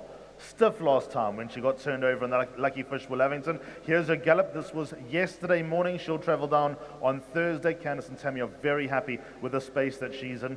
Lucy can grant. I thought this gallop was one of the most eye-catching. I know she was up at Randke's. She's got a beautiful action on her, and yeah, I think off her run in the Will Lavington, this filly should have a definite place chance. Yeah, Gavin got off her and was very happy with what he felt yesterday morning. And I mean, I'm obviously biased here, so my opinion is if you like wish list, then Minogue can't be let run loose. Is she good enough? Yes, that's another discussion. She'll need a bit of luck in running from that draw, etc., etc. But she has really emerged this season. She's gone close in some big races. Is she worth chucking into the play? Do you think she's just under that class? And what did you think of her in the gallop? I thought this was one of the very best, most probably the second best gallop this morning. I thought she really, really galloped well at home. This is a horse that must probably, if they're allowed to dictate the race, she is a serious runner. I think last time she was unlucky not to win. Muzi dropped his rein, and List grabbed her at the line. She's not out of it. She's definitely got a chance, and she looks very, very well. And she'll love it around Hollywoodbets Greyville as well. Well, I like to hear that. We'll find out more on the 4th of July, but that's the report card about number 16, Minogue. If you look up in the grandstand, you'll see what the connections of King Pearls have done to their suite. I love that. I think it's absolutely superb. I think it adds to the creativity, the vibe, the heart, the color of the Hollywoodbets Durban July. Ravi Padiachi, one of the more popular owners around. We know the class of this horse as a stayer. And again, a lot of people that have won this race, they'll tell you that you need to be guaranteed a 1.5 mile horse to win the Hollywoodbets Durban July. So we know he guarantees that. Chad Schofield takes a ride for Gareth Van Zyl. Again, if King Pearl's won the race, you wouldn't get the owners off the race course. They'll celebrate forever. What do you think of his prep? What do you think of his chances dropping in distance? Where's he at? His gallop was very good this morning. I think he moved very well. I think his horse has had a very good preparation coming into the race. Is the trip a little bit too short for him? That's a question mark. But saying that, this is a very good horse. I think he's had a superb preparation coming into this race, and he's not out of it. He's got a bit of a big weight, which is a little bit of a concern. That's why this July is a bit tough to pick a winner because of the weight. That's my only concern, the 59 on his back. A superb preparation indeed, but also a diverse preparation. I love everything about his preparation, and I think Ant just hit the nail on the head. Everything about this horse's preparation coming into this race is fantastic. I think he's got a little bit too much weight on his back, but in saying that, he's definitely got a turn of foot needed to win the Hollywoodbets Durban July. And he showed that turn of foot. I'll refer you to a replay if you want to go and dig deep. Go to the 12th of October, Hollywoodbets Greyville in a 1200 went 5th behind I Am Giant. King Pearl's even ran in a 1200. Never mind ran 5th, he ran in a 1200. Go watch that turn of foot. Just keep that in the back of your mind. That's what this horse is capable of. On to number 18, Aladdin's Lamp. For Mike and Matthew de Kock, Calvin Habib takes a ride, got the deepest draw. Chatted to Matt yesterday. The gallop that we're going to have a look at was on Tuesday. In fact, he's galloping at Turfentine as we speak, just having a good blowout on the grass. He will travel down on Friday. Matt's words to me were, he's gone from arriving at the yard and not being able to beat my worst maiden to now beating everything. That's how this horse has turned around. Now, I must confess, if this was trained by anyone else, I'd say not in the race. But we have got the de Kock factor here, Lucinda. Yeah, if you told me 2 months ago that Aladdin's Lamp was going to be running in the July, I wouldn't have believed you. Obviously he was always kind of there or thereabouts in some smart races in Joberg, but was he good enough to line up in the July? Again, I go back to the conditions of the July this year. It brings every horse into the play. His win in the Jubilee was good, but over the years, the Jubilee hasn't really been the metric that it was, say, a decade ago. Could he turn things around? One man that you can never rule out of the July is Mark de Kock. But saying that, look at all the horses that's won the July for him are very good horses. Is this horse a very good horse? I'm not too sure. But saying that, the handicap brings him into the race. He's got 53 on his back. Only concern for me is he's drawn the deepest, is 18, which is going to be very tough for there. But definitely not out of it. And you've won more Julys from the deepest draw than anyone else, I think. Well, I know how to do it. So how do you do it? Let's actually ask that question. Draw 18. How do you do it? Because you have two options, commit or drop out. You're out of the scrum, so the good news is that you're going to come back clean and tidy. Yeah, Alistair, the most important thing, you've got to have the horse. It doesn't matter where you draw. And I've been very lucky. I've won 4 July, and I've won 3 of them have been stallions. So I've ridden very good horses coming into July. So sometimes the good horses get you out of trouble. And to be honest, grazing, he was towing me coming to the straight. All I need is just to find the run, and I got the run open, and it was race over. So the good horses always, Classic Flag was drawn 18, champion horse. So good horses does get you out of trouble. Is he a Classic Flag? Is he a grazing? I doubt so. Right, let's go on to reserve number 1, Schwassenada. Erico Verdenese trains the son of Kbarari. Deep down, I hope he still makes his way down to the Hollywoodbets Durban July. Let's have a look at his gallop at Turfentine. This was on Wednesday morning. Schwassenada going through his paces. Let's not discuss the fact that he's unlucky or not. I think that's been well documented and well covered. If he does turn up next Saturday, Lou, where does he fit in? I sincerely hope this horse turns up next Saturday. He deserved a place in the race, in my opinion.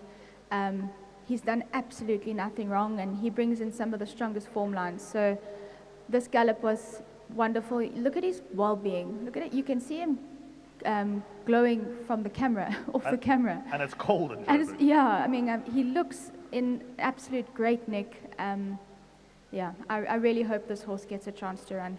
And I think we all hope he gets a chance to run. Yeah, it's disappointing that he didn't get a run. He deserved his place in the race. He's moving really, really well at home. He looks in a good space.